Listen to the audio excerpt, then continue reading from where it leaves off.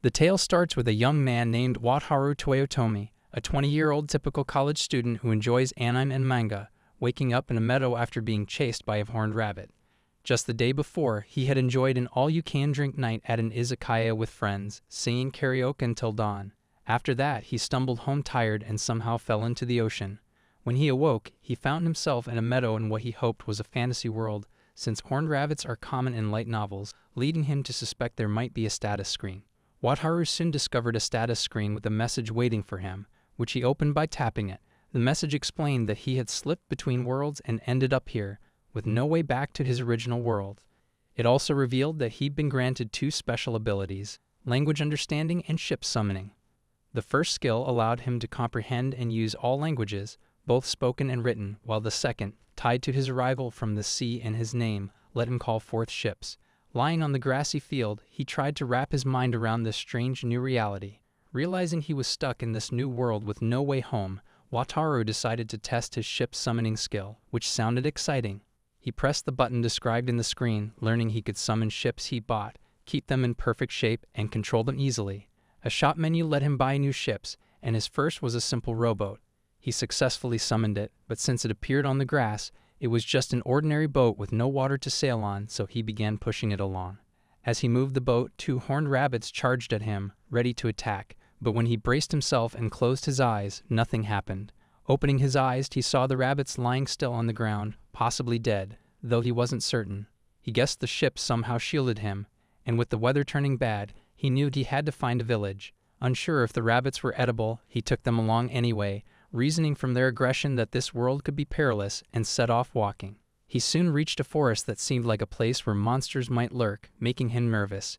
Wondering what creatures besides horned rabbits might appear, he spotted a goblin staring at him from beside a tree. The goblin gave chase, and in his panic, Wataru fell off a cliff, though luckily he wasn't badly injured, and the goblin vanished. Looking around, he saw a city ahead and felt a wave of relief, hurrying toward it. A soldier stopped him, asking for identification, but Wataru couldn't admit he was from another world.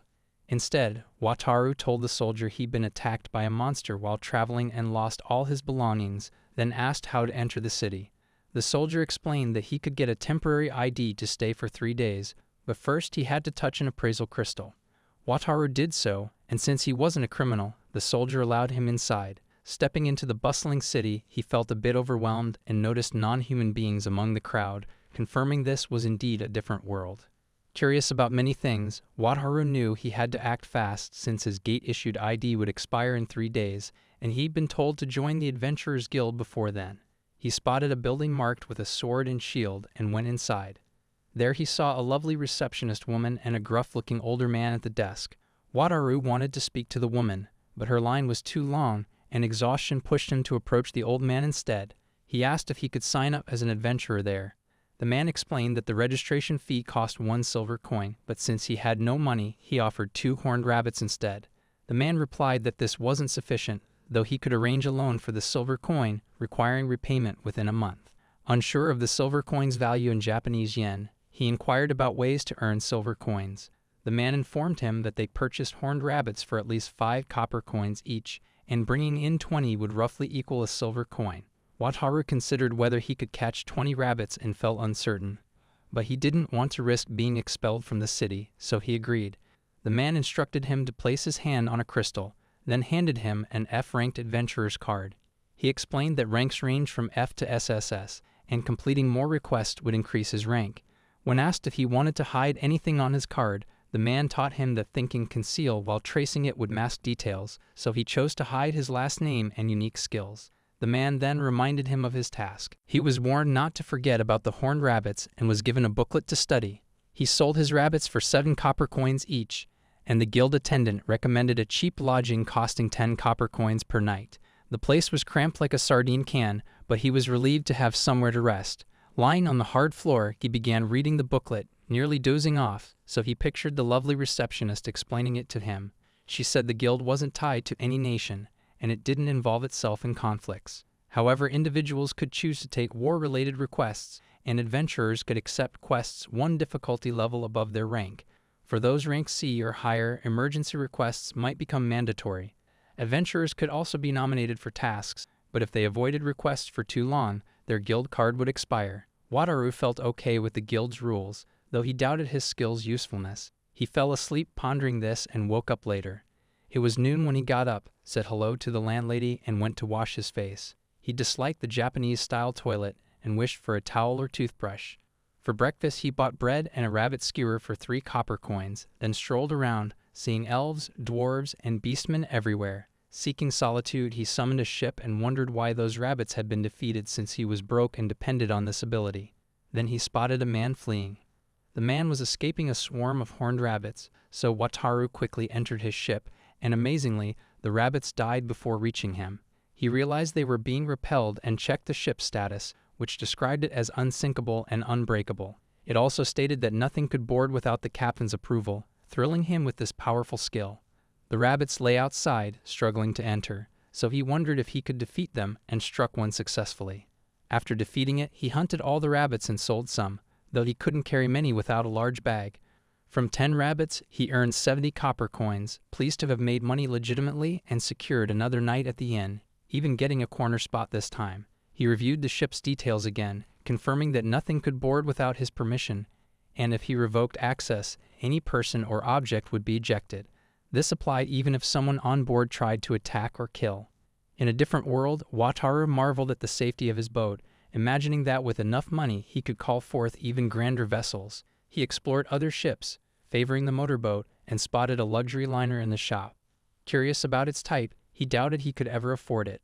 Reflecting further, he pondered who had granted him this ship's summoning ability. In his first message to himself, he vowed to try his hardest the next day, planning to hunt more rabbits. With that, his new life in this strange world began effortlessly. On his 5th day, Wataru rose early to hunt rabbits once more, his special skill keeping him safe from injury. Though his current boat felt a bit cramped, he aimed to save up for a rubber raft. After selling that day's haul of rabbits, the buyer noted they could now process 25 horned rabbits more efficiently, offering 8 copper coins each, totaling 2 silver coins. Wataru agreed instantly, eager to buy the raft, but then recalled something important. He remembered owing the guild 1 silver coin, so he headed there to settle the debt. A new, charming girl attended him, requesting his guild card. Excited to chat with her, Wataru handed over the card and coin. She cleared his debt from the card and asked him to verify it. Surprised that debts were tracked on it, he mentioned this, and she seemed puzzled, as someone should have explained this during registration. She noted he'd been given a booklet to read, visibly irritated at the old man who'd registered him. Apologizing, she offered to clarify things now. Wataru's mind wandered, picturing her beauty on an ocean date in a bikini. She explained that his guild card showed debts but could also hold money, allowing deposits and withdrawals at both the adventurers and merchants guilds. She advised keeping large sums with the guild for safety. She saw he wasn't fully listening, distracted by her looks, and pointed out he hadn't taken a quest yet. He explained he'd been hunting rabbits and could take any related task. She warned that failing to complete a request monthly would expire his card, mentioning available horned rabbit supply quests. Wataru thanked her warmly. Before leaving, she cautioned him about goblins and wolves outside the city, suggesting basic gear for protection. Grateful, Wataru visited the library to learn more about this world. He read a guide on the Latina Kingdom, discovering its royal capital at the center, with counts ruling cities in the north, south, east, and west. The western count governed the city he was in, a key western hub. The southern cities bordered the sea, linked to the capital by a vast river, tempting Wataru to use his boat summoning there. The world's races, dwarves, elves, and beastmen like a fox-eared girl, matched fantasy tales. He spotted a book, Introduction to Everyday Magic *, planning to read it next time after shopping. The following day, he bought an adventurer set and tackled his first request, rousing F-rank tasks like weeding and finding lost cats. The receptionist said he could take E-rank requests too, so he checked those out. Many involved goblins, which felt overwhelming, but he found one needing 8 horned rabbits in good shape for 8 copper coins. Approaching the fox-eared receptionist, he smiled, and she remarked he now looked like a true adventurer. Wataru thanked her and submitted the request he'd chosen. When she accepted his request and wished him well, Wataru was astonished by her kindness and felt thrilled about his first task. He hunted 10 horned rabbits, exceeding the required 8, but chose to keep going. As he waited for the 11th rabbit, a goblin appeared, and though he panicked, the goblin couldn't reach him due to a protective barrier. Still, he was frightened by how near it came and grew anxious about the barrier's strength. Luckily, the goblin noticed something else and wandered off. Relieved when the goblin left, Wataru sent the ship back and began walking to the city. Halfway there, he realized he'd forgotten the rabbits on the ship before returning it. He started to panic, unsure where the ship went and unable to hunt more rabbits because of the goblin. Recalling the receptionist's advice, he headed back to the forest. Eventually, he called the ship back and found the rabbits he'd hunted still inside. Overjoyed, Wataru gathered the rabbits and took them to the Adventurers Guild. The fox-eared girl inspected them and confirmed they were high quality. It was his first completed request, so she praised him. The woman and man nearby also congratulated him, and he felt proud of his effort. He learned that horned rabbits fetched a good price, and when he returned to the ship, his belongings remained safe. From then on, he wouldn't need to carry much, and he suspected the ship had more uses to explore in the days ahead. Eagerly, Wataru took on every request he could, earning 2 silver coins and 40 copper coins. With that, he could buy a rubber raft. He opened the ship purchase screen, inserted the coins, and the large raft appeared before him. It had space for items like a blanket and a table for resting. While he enjoyed his new boat, a man watched him through a crystal and planned his next move. In the following chapter, Wataru visits a doctor a month after arriving in this world. Wataru visited the clinic because, as a child, he couldn't learn life magic, being from another world, though he kept that secret. The guild had directed him there. The doctor explained she'd flow magic through his body for 5 minutes to test his ability, charging 10 copper coins for the visit. Magic existed here, and among its types, everyday magic was a basic kind most people could use. Supposedly, everyday magic let you do things like make sparks, produce a bit of water, or stir a breeze. His status card showed he had magical power, so he should be capable of it. The doctor sent magic into him by holding his hand and asked if he felt it moving through him. Holding hands with the pretty doctor excited him, making him nervous. He sensed a warm energy spreading from her hand into his body and told her he felt a hint of magic within it. When the doctor asked if he had some magical power, Wataru said his magic stat was 18 and wondered if that was enough for life magic. She assured him it was sufficient, and the next step was to concentrate magic at his fingertips. He tried focusing but wasn't sure how, so she guided him from behind. She had him trace a circle, and a flame sparked from his finger. The doctor said it was a promising start. Grateful, Wataru thanked her. She suggested visiting the nearby church, saying prayer might help him improve faster. Outside, he gazed at the church, curious about this world's God, and recalling the person who gave him his skills at the start. He decided to pray later since work was pressing. At the Adventurers Guild, he checked the request board and saw 5 new tasks for delivering horned rabbits. All the rabbits he encountered had 8 to 10 horns, so he figured he could finish about 2 requests and still have time to spare. He took the 2 rabbits with him and approached the receptionist woman. He told her that more people seemed to be asking for horned rabbits lately. She explained that restaurants were buying them more often because he always delivered such high-quality horned rabbits. While they chatted, another woman nearby was speaking to a man, asking if she could get some horned rabbits today. The man replied that he had just made a request, but other restaurants were also competing for the best rabbits. He wanted to sell his famous roasted horned rabbits, which he took great pride in. This caught Wataru's attention, and he asked the man if he was a cook. The man said he'd been supplying horned rabbits to the guild recently and offered to hunt some for them if they wanted. They were thrilled by the offer, and Wataru requested something in return before heading to the forest to hunt. He was determined to put in his best effort to catch the rabbits. Since so many people were after horned rabbits, he called up his ship, which now had a gazebo on it. Not long ago, he'd asked a carpenter to add the gazebo so he could hunt while resting comfortably. All he needed now was a stove and some tea to make it perfect. That day, he caught 55 horned rabbits, setting a new personal record. This allowed him to complete all 5 requests, earning him 5 silver coins and 36 copper coins. After finishing, he visited the man and woman who were preparing roasted rabbits. The woman was waiting and thanked him for his help. She invited him to sit down as she got things ready. Wataru, who had never eaten at a restaurant since arriving in this world, was excited for a tasty meal. He glanced around and saw people who looked like adventurers. The waiter brought his food, and it looked incredibly appetizing with crispy skin and a tempting herb aroma. As he'd hoped, the flavor was fantastic. The cook asked for his opinion, and he said it was delicious, amazed at how the horned rabbits he'd hunted turned into such a dish. They were pleased he enjoyed it, and the woman said it was thanks to their prayers at the church the day before. This made him curious if everyone visited there. The next day, the receptionist girl pointed out that he'd been taking requests daily and recommended he rest sometimes, maybe by visiting the church to pray. She mentioned that the city's churches were stunning and popular with tourists. The more people urged him to go, the odder he found their insistence. He began to suspect some strange force was at play and felt a bit uneasy, like something was summoning him. Still, he wanted to give thanks for his abilities, so he decided to visit. Inside the church, the air felt different from the outside, and he saw a large statue of a divine, powerful-looking man. He knelt like the others and prayed, thanking the figure for his skills and guidance. Then he heard a voice say, "You're welcome." When he opened his eyes, he was no longer in the church, and someone was speaking to him. This person told him about the incredible skill he'd been given, saying denial to board could even block a dragon's breath. They added that stepping on a magic circle while summoning would let him walk on water. Then they asked why he wasn't out adventuring. They insisted it was time he showed himself. Wataru was stunned, unable to grasp where he was, who this was, or what they meant. The boy on the throne declared this was the god's world. Wataru asked if he was a god, and the boy confirmed it, saying he was the world's creator.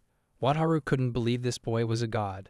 The boy explained that bringing him here wasn't easy, so he must be a devoted believer. Wataru, still baffled, just thanked him again for the skills. The god then asked if he knew why he'd been brought to the god world. When Wataru asked why, the god said it was because his actions were dull.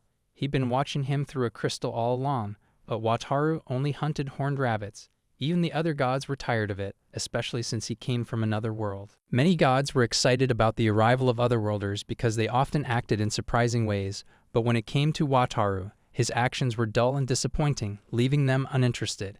He noted that the god of pleasure felt sick from how tedious Wataru's behavior was. Wataru couldn't believe he'd ended up in a place where even gods were mocking him.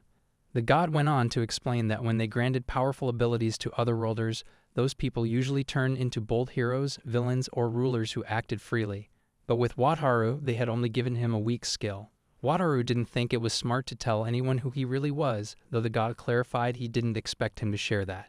Most otherworlders, the god said, use their abilities frequently to slowly shape the world around them, which was what the gods hoped for. Instead, Wataru was just chasing horned rabbits for a single silver coin. The god pointed out that if Wataru got the luxury liner, he could enjoy meals from his own world. Curious, Wataru asked if that included rice, and the god assured him he could access shops from his homeworld on the liner. The luxury liner had excellent restaurants, plus movies and DVDs to enjoy, which amazed Wataru with the thought of living a decently modern life. The god explained that things like TV or internet weren't available, but the special skills he'd given Wataru were still impressive. Inspired, Wataru promised to try his hardest, and after the god wished him well, he was sent back to the other world with a new, ambitious purpose. In the next moment, Wataru stood gazing at the luxury liner, dreaming of owning it. Buying the ship wasn't easy since it cost 500 platinum coins, equal to 500 billion yen in Japan, a huge amount of cash. To afford it, he'd need to work as an adventurer, a tough laborer, or a trader, or find some other way to earn big. Luckily, his ship summoning skill was a huge advantage. The god had taught him that when he used a magic circle to call forth a ship, he'd appear exactly where he wanted on board. While the ships were being formed, time froze for everything inside, and getting a new ship would boost his summoning skill level. As he improved his summoning ability, Wataru made his ship unique in this world, likely perfect for trading. Either way, he wanted to sail it to the southern coastal city, so he started planning a route. At the Adventurers Guild, he asked the receptionist girl for help. She told him she knew the rough direction, but warned that going to the southern city meant he couldn't keep delivering horned rabbits, which seemed to bother her. Wataru felt guilty for letting her down. Though he'd upset her, the receptionist quickly cheered up and explained that to reach the southern city, he should first travel to the royal capital. From there, people usually went south by road or took a boat down the river. There was also a river connecting the western city to the royal capital and flowing to the southern city, but it wasn't well kept. Any route would take about 10 days and could be risky, so she suggested he find people to keep watch at night. Wataru hadn't considered a team before and worried it'd be lonely without one. He thanked her, quietly admiring how nice she was, though he was too shy to ask her name since she was so pretty. As he turned to leave, he daydreamed about her asking him out, but knew it wouldn't happen. Just then, someone tapped his shoulder and spoke his name. Turning around, he saw 2 rough-looking men who told him to follow them. He tried to say no, fearing they'd harm him, but they insisted it'd be quick. To his surprise, the men took him to a restaurant and asked to team up for hunting horned rabbits, pleading with him since Wataru was puzzled.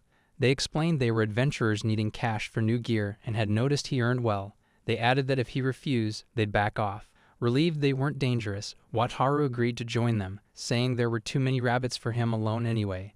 The man who spoke introduced himself, easing Wataru's nerves.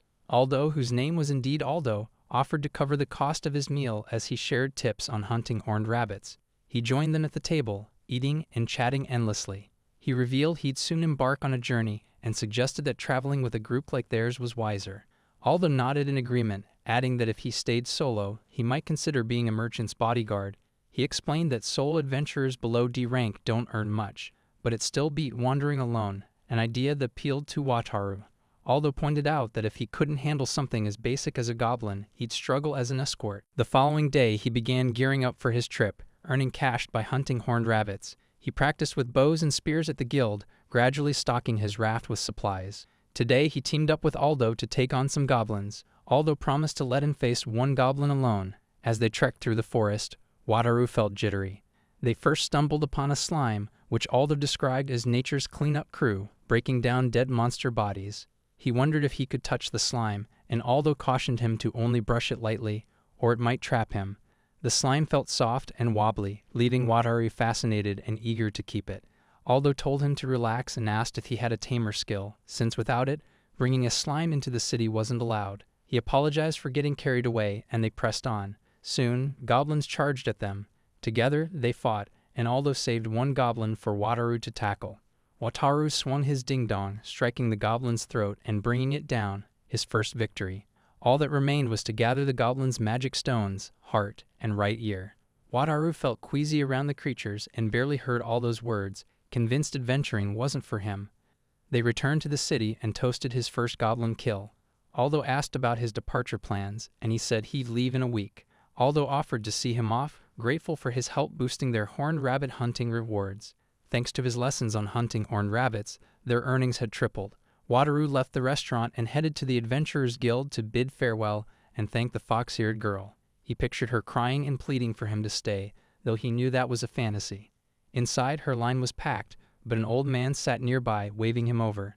The old man had heard about his journey and said his influence had spurred more adventurers to hunt horned rabbits, boosting the guild's activity. Horned rabbit quests used to be ignored, but word spread that they were a quick way to earn coin. This helped newbies afford gear, cutting down on injuries, which thrilled the receptionists. Wataru wished the fox-eared girl had told him this herself. When his departure day came, he said goodbye to everyone he knew and set off. He reached a river, ready to launch his boat on the water, not the shore, recalling the god boy's advice. Following the god boy's words, he stepped onto a magic circle as the ship appeared, briefly floating on the water's surface. The ship materialized, and he set sail for the southern city. He navigated until nightfall, considering docking somewhere. Spotting shady figures, he feared an attack and opted to sail farther. Later, he saw another campfire with a girl nearby. Unsure what to do, he called out to her from the boat. She turned toward him, and before he could react further, 4 stunning yet armed women stared at Wataru, questioning his identity. He calmly told them he was just an adventurer and warned them about bandits nearby upstream. The woman who seemed to lead liked his advice and asked another named Marina to check it out. Wataru wanted to leave too, but she insisted he stay until they finished. He tried to tell her about the dangerous men close by and his need to escape, but she suspected he might be setting them up with those enemies. Wataru gave up arguing and stayed quiet. The women were all incredibly gorgeous, and their gear looked like it belonged to adventurers. Such lovely groups usually only existed in tales, and he pictured joining them. He nearly slipped back into his daydreams, but held back to avoid trouble. Marina returned and verified his warning, so the leader apologized for doubting him and thanked him. Wataru brushed it off, assuring her she'd handle things fine even without his help.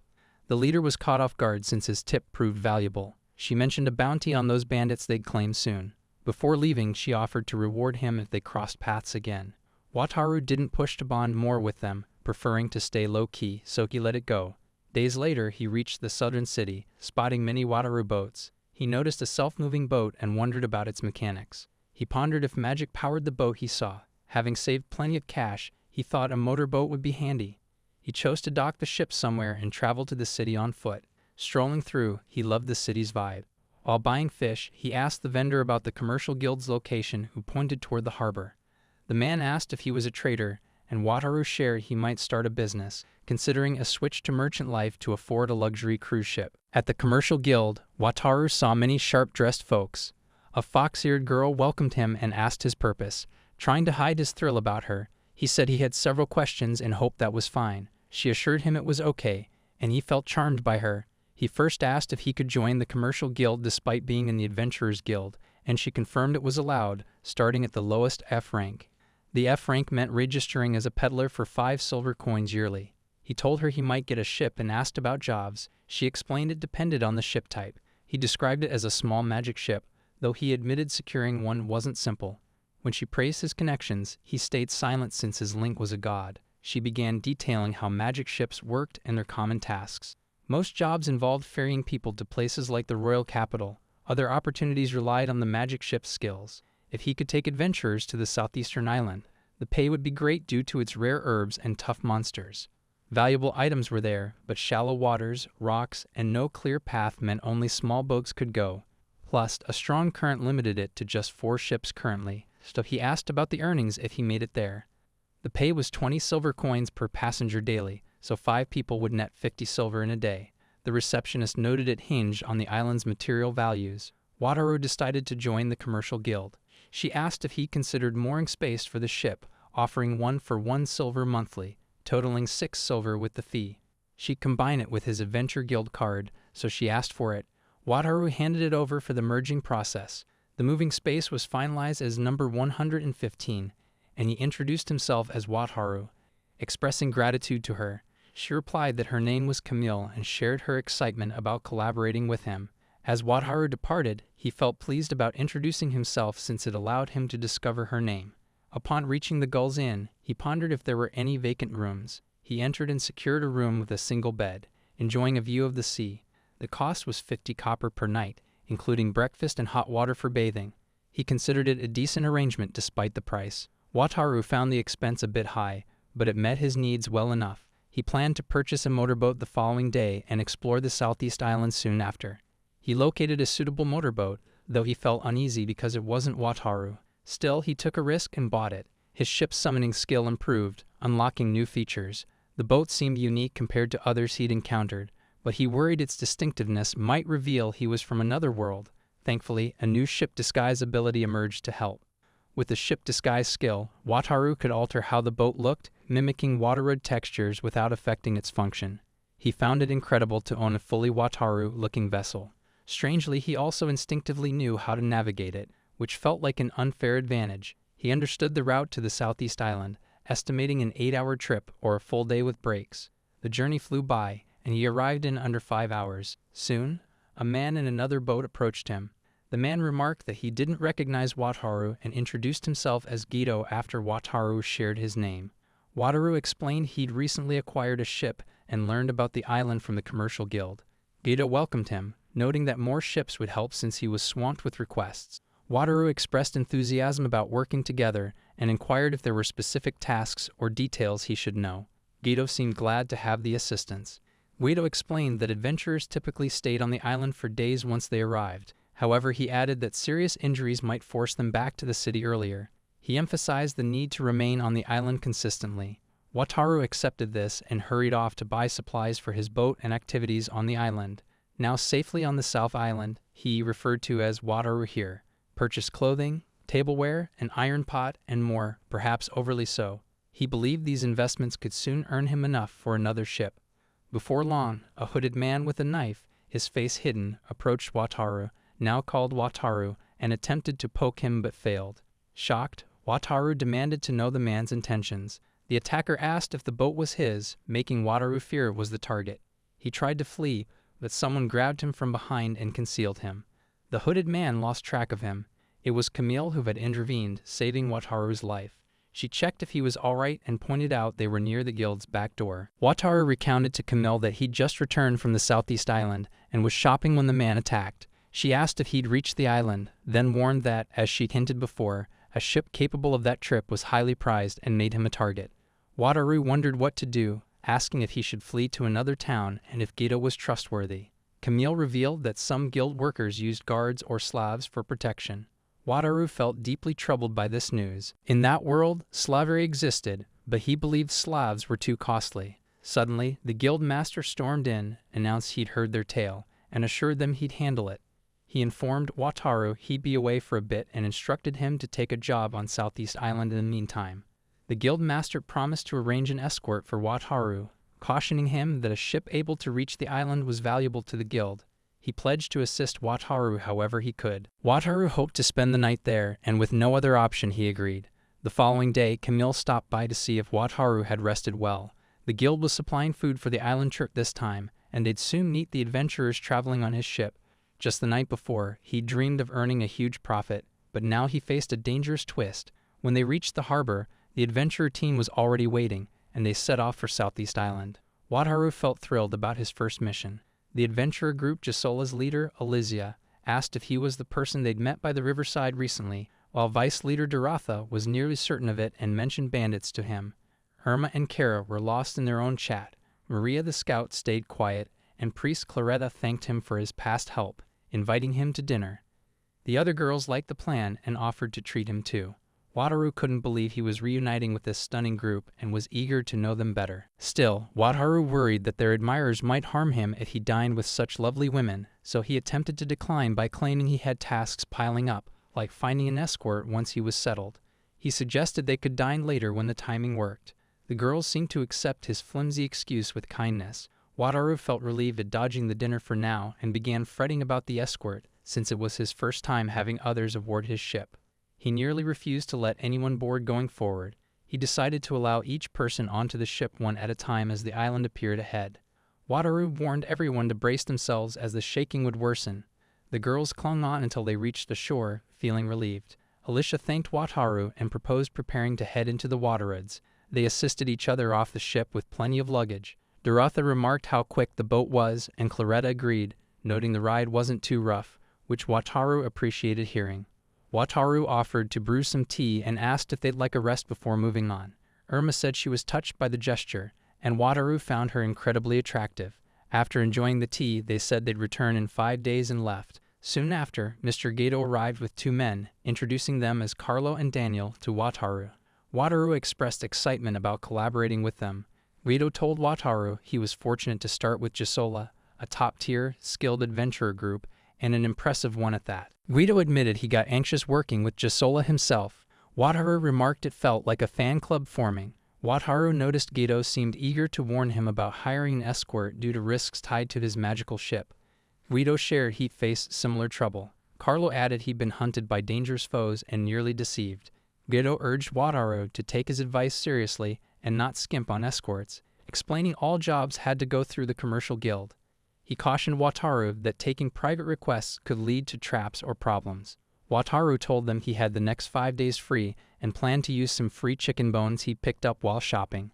He wanted to try cooking chicken soup, something he'd only watched on TV once, unsure if he'd succeed. He carefully followed every step he recalled, using simple magic that made things easier. Guido observed him muttering to himself while cooking and thought he was quite an odd character. After Wataru finished his task, he looked for a slime near the beach and discovered one, placing it on his knee while he pondered. He still hadn't figured out how to gain the taming skill to communicate with monsters. He simply wanted to enjoy the slime's company. His first day on the island wrapped up, and the next 3 days went by calmly with a peaceful sea. He began to consider if he could construct a floating cottage on the water using a skill. By the 5th day, he was set to leave when Gisola showed up right on time. They returned with Kara, one of the girls who had come along. Kara arrived in a flurry, carrying a massive monster on her back while the girls struggled to haul it carefully. Wataru was stunned and offered his assistance, noting how exhausted they all appeared. Alicia explained it was a rare type of saber tiger that the Count wanted preserved as a trophy. Wataru handed out ashibori to everyone, and when they asked what it was for, he clarified that it was a warm, wet cloth that felt nice for cleaning their hands and faces. Alicia mentioned she'd been washing with water, but using a heated cloth to wipe down was a soothing change. Wataru also cooked a meal for them, and they were thrilled to eat it. He shared that he'd been perfecting the soup for 5 days and felt proud of it. They thought it tasted amazing, and Claretta remarked that despite its vegetable ingredients, she could taste chicken flavor. She asked Wataru for the recipe, and he said it'd take some time to explain since he'd made it to occupy himself. Everyone thanked Wataru happily, and he was pleased with their compliments. Later, they headed back to the city, where a little boy spotted them upon arrival. The boy was thrilled to see them with the saber tiger, and a crowd quickly gathered, buzzing with excitement and questions about where and how they'd gotten it. Wataru had hoped to stay unnoticed, but their grand entrance into the port was far too eye-catching. His first job as a merchant ended successfully. The next part begins with a man named Zabo introducing himself to Wataru, revealing that Wataru's magic ship had gained attention. Zabo, a fellow merchant, shared his interest in Wataru's work. Zabo had heard about Wataru's impressive magic ship and asked if he'd consider an exclusive deal with him. Wataru declined, explaining that he only took jobs through the guild, and told Zabo to go. Soon, others visited Wataru's inn, offering work and trying to convince him to partner up. After Zabo, a man from a trading company approached, followed by a woman who promised twice the guild's pay, but Wataru rejected them too. Now with 2 escorts, Wataru asked them how long the offers would keep coming. Dino, one of the escorts, responded. Dino told Wataru that his fame from the saber tiger made him a target, so the attention would persist for a while. Enryo, the other escort, added that merchants wouldn't back off easily. Wataru regretted the saber tiger incident, realizing only his ship could transport such a large creature off the island. Merchants kept showing up at his inn, but with the escort's help, he managed to slip away. Still, the island felt safer and more profitable. He was eager to start working again. Wataru visited a place and met a man, mentioning that Camille from the guild had sent him there. He asked the man, who introduced himself as Danino, the building's master, what Wataru needed. After introducing himself, Wataru said he wanted a large, sturdy raft and asked if Danino could build one. He specified that he'd like it to be taken apart for transport and reassembled later at his destination. Holding a paper, he showed it to Danino and explained the size he had in mind. Wataru wanted a large item, and Danino agreed to craft it for 70 silver pieces, also making a Wataru tub as Wataru requested. Though the price seemed high to Wataru, Camille's introduction reassured him he wasn't being overcharged. 3 days later, Danino had everything ready and explained to Wataru that the raft could be put together by matching the numbers. Wataru expressed his gratitude and wondered if he could manage to pull the heavy-looking raft. At that moment, the girls from Gisola entered Danino's place, and Wataru shared that he was happy to collaborate with the Gisola group again. The girls replied that they enjoyed working with Wataru and asked if he was okay with them selecting his ship, noting how tough things must have been for him after past events. Wataru assured them he'd manage, then told his escorts, Dino and Enryo, he'd return in 5 days, thanked them once more, and departed. Claretta mentioned to Wataru that she tried his bird bone soup recipe and found it tasty, also praising the kelp soup stock he'd given her. Hearing this, Wataru felt pleased. Wataru told Claretta he'd dry more kelp at the island and encouraged her to take as much as she wanted. Doroth, meanwhile, asked Wataru about the waterwood in the boat, and he explained he planned to create something nice to float in the bay. The girls realized it was still a secret since it might not work out, but they were all thrilled by the idea. Wataru figured Wataru couldn't fail again, and after the Gisola group left, Wataru began working. When Guido showed up, he inquired about Wataru's plans for the waterwood. Wataru shared that he intended to float a raft, and Guido asked if he was assembling it now, offering to assist since he was there. Wataru was delighted by the help, and they started building right away. To Wataru, assembling the raft felt like piecing together a giant puzzle, though the large waterwood pieces were tough to handle. He thought he couldn't have lifted them back in Japan, but since arriving in this world, his strength had grown, reaching level 20, which seemed to make a difference. This increase in strength and endurance surprised Wataru, as he hadn't noticed his levels rising. Once the work was complete, he admired the incredible bath raft he'd built. Though it cost a lot, being Japanese, he refused to skimp on a bath. He checked the distance from the island, which seemed fine, and used everyday magic to fill the tub with water, heating it with hot stones until it was just right. Wataru then stripped down and began enjoying his bath. Taking in the stunning ocean view, Wataru savored a long bath that day. When Alicia and the girls returned, they said they gathered plenty of good materials and came back early, eager to see Wataru's secret raft. Excited, Wataru showed them the bath raft, and the girls were stunned, thinking only rich nobles or merchants owned such a thing. Wataru was amazed and curious to see them try their first bath, and when Alicia asked who wanted to go first, the moment felt special. Kara and Claretta hesitated, feeling nervous about the bath, which caught Wataru off guard. He told them to call him if they needed anything and stepped away. Following his advice, they undressed, washed off, and Alicia went in first, clearly enjoying it. Hearing their joyful voices from the island warmed Wataru's heart. Kara and Claretta, still unsure, asked if baths really felt that nice, and Wataru admitted some might not like it but felt skipping it was a major loss in life. Wataru suggested they start by dipping their feet in to relax, and Alicia called out that they finished their bath, asking if Kara and Claretta wanted to try. They agreed, cautiously starting with one foot. Half an hour later, they finished and were chatting about how great it felt. Alicia mentioned she didn't even feel tired, and as they raved about the bath, Wataru watched them fondly. While he enjoyed his happy time on the island, things in the city were growing tense. Camille rushed to the guild master in a frenzy, telling him that Wataru had been accused of theft. In the next moment, Wataru and his group were back from the island, with Wataru praising everyone for their efforts. Dorotha mentioned they'd gathered plenty of valuable items again. Alicia chose to go with Wataru to the guild, and as they walked, townsfolk found it intriguing to see a man strolling with stunning women. Wataru figured Gisola's fans might come after him because of this. When they reached the guild, Wataru expressed his gratitude to them for joining him. Alicia assured Wataru he could ask for help any time, whether it was for a hot bath or a tasty meal.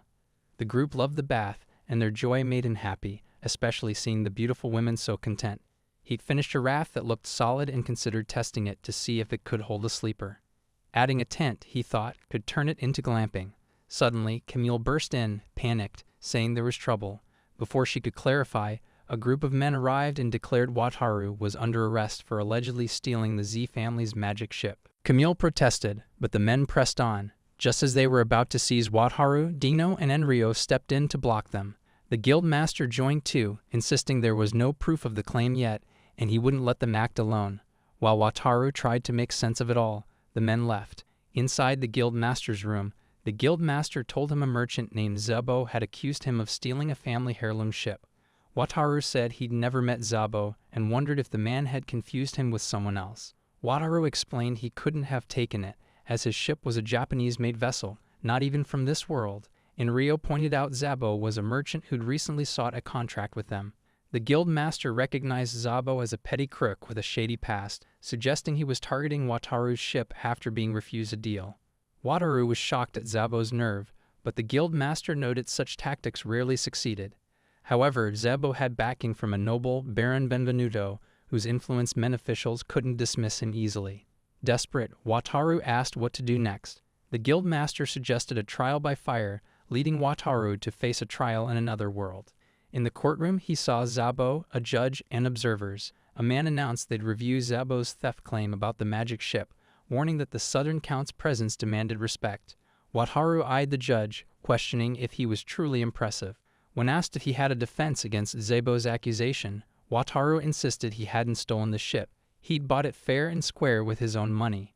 Zabo wailed and shouted that Wataru was lying, claiming the ship was a cherished vessel Baron Benvenuto had once used. Another man chimed in, confirming it was Zabo's ship from years back, with no doubt about it. Wataru asked if he could object and requested to use the ship to prove his point. The judge agreed, giving Wataru his chance. He challenged Zabo to activate the magic ship, arguing that if it was truly his, he'd know how. Zabo smirked, knowing magic ships needed specific tricks involving magic channeled into them. Wataru let Zabo try, but despite his efforts at various spots, the ship wouldn't start. Wataru stayed calm. He knew it wasn't a magic ship at all. It needed a key to work. Zabo's attempts failed, and now it was up to the Count and others to decide.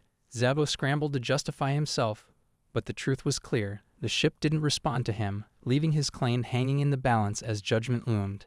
When Wataru activated the ship that was thought to be broken, everyone was shocked, and the judge ruled that Zabo's claim was untrue. The crowd began to criticize Zabo and the Baron for making up lies to take a magic ship from its rightful owner. They planned to question and examine each citizen closely to stop any more weak excuses from being used. Wataru walked out of the courtroom grinning widely, and the guild master praised him, though he admitted he felt anxious about what was ahead. The guild master revealed he had asked the Southern Count to join the trial, which stunned Wataru since he couldn't believe he was in that role. Camille shared that the Southern Court already knew Zabo and the Baron were troublemakers plotting something bad, so they saw the trial as a perfect chance to catch and punish them. People chatted about how satisfying the trial felt and were glad to see Zabo face consequences. It was a tough ordeal, but they had beaten the villains in the end. With the case finished, Wataru hoped he could now relax, but the town stayed just as messy with bribery and attacks still common. Wataru left town life behind, taking jobs and traveling to the island, where Guido and others began building more rafts. turning the place into something like a vacation spot. In his work, he teamed up with new groups beyond just Jasola and even got better at cooking. After 6 months, his savings on the guild card grew to 4 white gold coins. His wealth reached 68 white gold coins and 80 silver coins, equal to 740 million Japanese yen.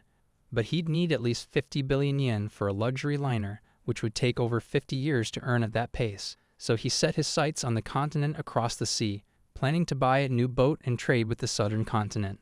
Pepper trading was a classic way to earn cash in this medieval fantasy world, and by magic ship, it took a month to fetch pepper from there.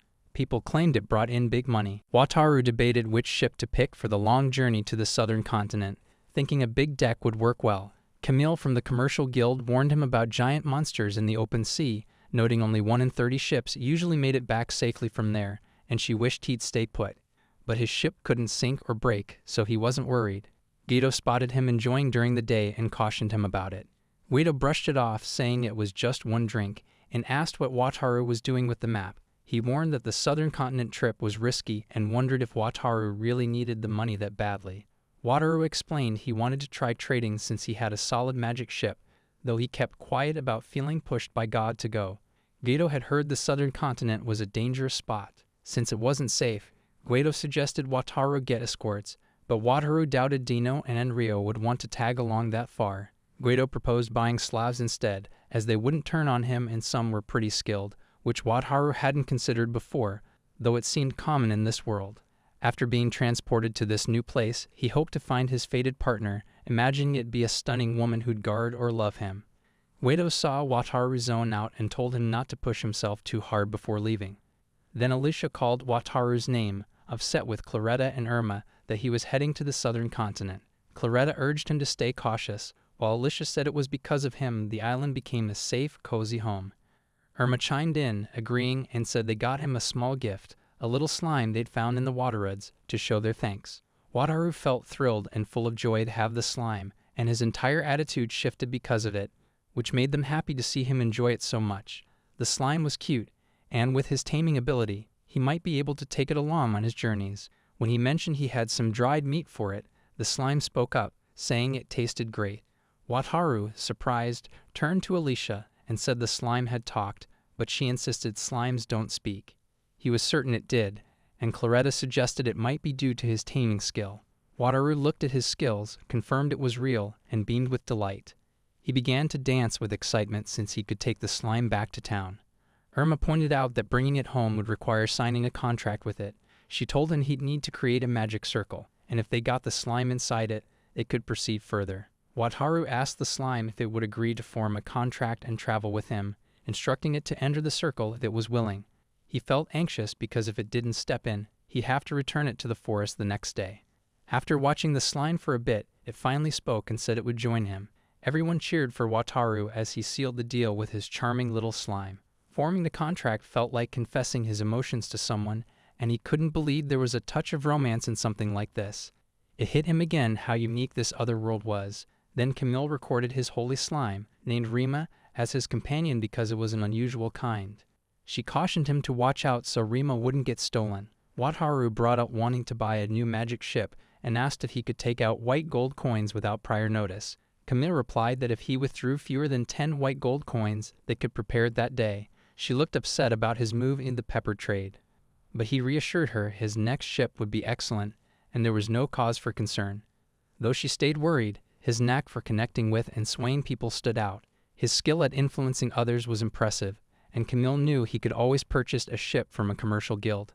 Wataru was struck by how she tied business into this. She asked if he needed more help, and Wataru requested an introduction to a Slav trader. They arrived at a place with a fancy lobby, where Rima slipped into a bag. A man welcomed them and led them to a room where Duyo, the head of the trading center, introduced himself. He assumed they wanted a female Slav who could serve as an escort. He started by explaining there were 2 kinds of Slavs: debt Slavs who sold themselves to clear debts, and criminal Slavs who lost their freedom due to serious crimes. Criminal Slavs typically faced hard labor, so he was after a debt Slav. There were rules for debt Slavs. Masters couldn't kill them, force them into violent or chaotic crimes, and had to ensure their basic needs were met. Masters had to provide Slavs with enough food, clothes, and housing. Slavs owed complete loyalty to their master, couldn't run away, and had to keep everything secret. The contract with a slav was tied to the god of commerce, so breaking rules meant divine punishment. Wataru found it surprising that even this trade involved a god's judgment. Duyo added he could show them the best their center offered, though it cost a bit more. Wataru inquired what he meant by pricier, and Duyo said each one was 30 gold coins. The price was high, but not beyond what he could pay right then. He asked to see them, and Duyo clapped, confident Wataru would adore them both. 2 girls entered, one, Enzo, from the Flame Tiger tribe, and the other, Felicia, from the Dark Elves. When Duyo asked what he thought, Wataru's expression already showed he was smitten. Both were stunning, and he imagined them as his escorts. Wataru was initially impressed, but then realized that if these two were so talented and attractive, there should be wealthy people willing to pay 30 gold coins for them. Duyo clarified that their appeal drew many buyers, allowing them to pick the best master for themselves. Plenty of customers had tried bargaining with them and failed, meaning it wasn't just about cash. Wataru had to win their approval too. Duyo added that the talks would happen privately, involving only Wataru and the two of them. Duyo then asked if Wataru wanted to take on this task, and since Wataru had little to risk, he said yes. The room was shielded by a barrier from the god of commerce, keeping all discussions confidential. Typically, they'd share their statuses, flaunt their wealth, or highlight their abilities to impress each other. As they sat face to face, Wataru wondered how to win them over and if revealing his secrets was safe. He considered mentioning he was from another world, but figured they'd see him as strange. Wataru chose to start with introductions, politely asking for their names and statuses. Enzo was a 19-year-old Slav with a wide range of skills, while Felicia, a 62-year-old dark elf, had strong abilities too. Enzo explained she was an advanced user, and Felicia's barrier magic was quite useful. When Wataru inquired how they became Slavs, Enzo said she had gambling debts, and Felicia had sold herself to save her people after their village was raided by demon hunters. Enzo used to be a B-rank adventurer. As an adventurer, Enzo could usually settle her debts, but an injury in the Labyrinth City made her miss payments. Her debts piled up, so she sold herself into slavery, though she refused to give up gambling. She wanted a kind, open-minded master who'd give her great food and exciting adventures. She was tough and beautiful, but Wataru felt uneasy about relying on her with his life. Felicia shared that she was the chief's daughter from a dark elf village in the forest. A human supremacist nation's demon hunting squad had attacked her people, enslaving dark elves and selling them off. Their beauty made them valuable, fetching high prices. Wataru was shocked a country could justify human supremacy. Felicia noted this land was mostly fair with little bias, but its size left small forest villages unprotected. Since her village couldn't be saved, Felicia asked Wataru to help her find a safe place for dark elves to live peacefully. In exchange, she'd give him her full loyalty. Wataru paused to think, knowing it was a big task, but figured he might find an empty island in the open sea for them. For Enzo, a luxury liner could catch her interest. This seemed almost too perfect. Wataru wondered if the god of creation had a hand in this setup. His delay made Felicia think he'd say no, but he assured them he could fulfill both requests. To prove it, he revealed his unique skill, summoning his ship. They were amazed to see it, and when Enzo tried to board, the barrier stopped her. Wataru explained his skill created an unsinkable, indestructible ship that no one could invade, inviting them to test it themselves.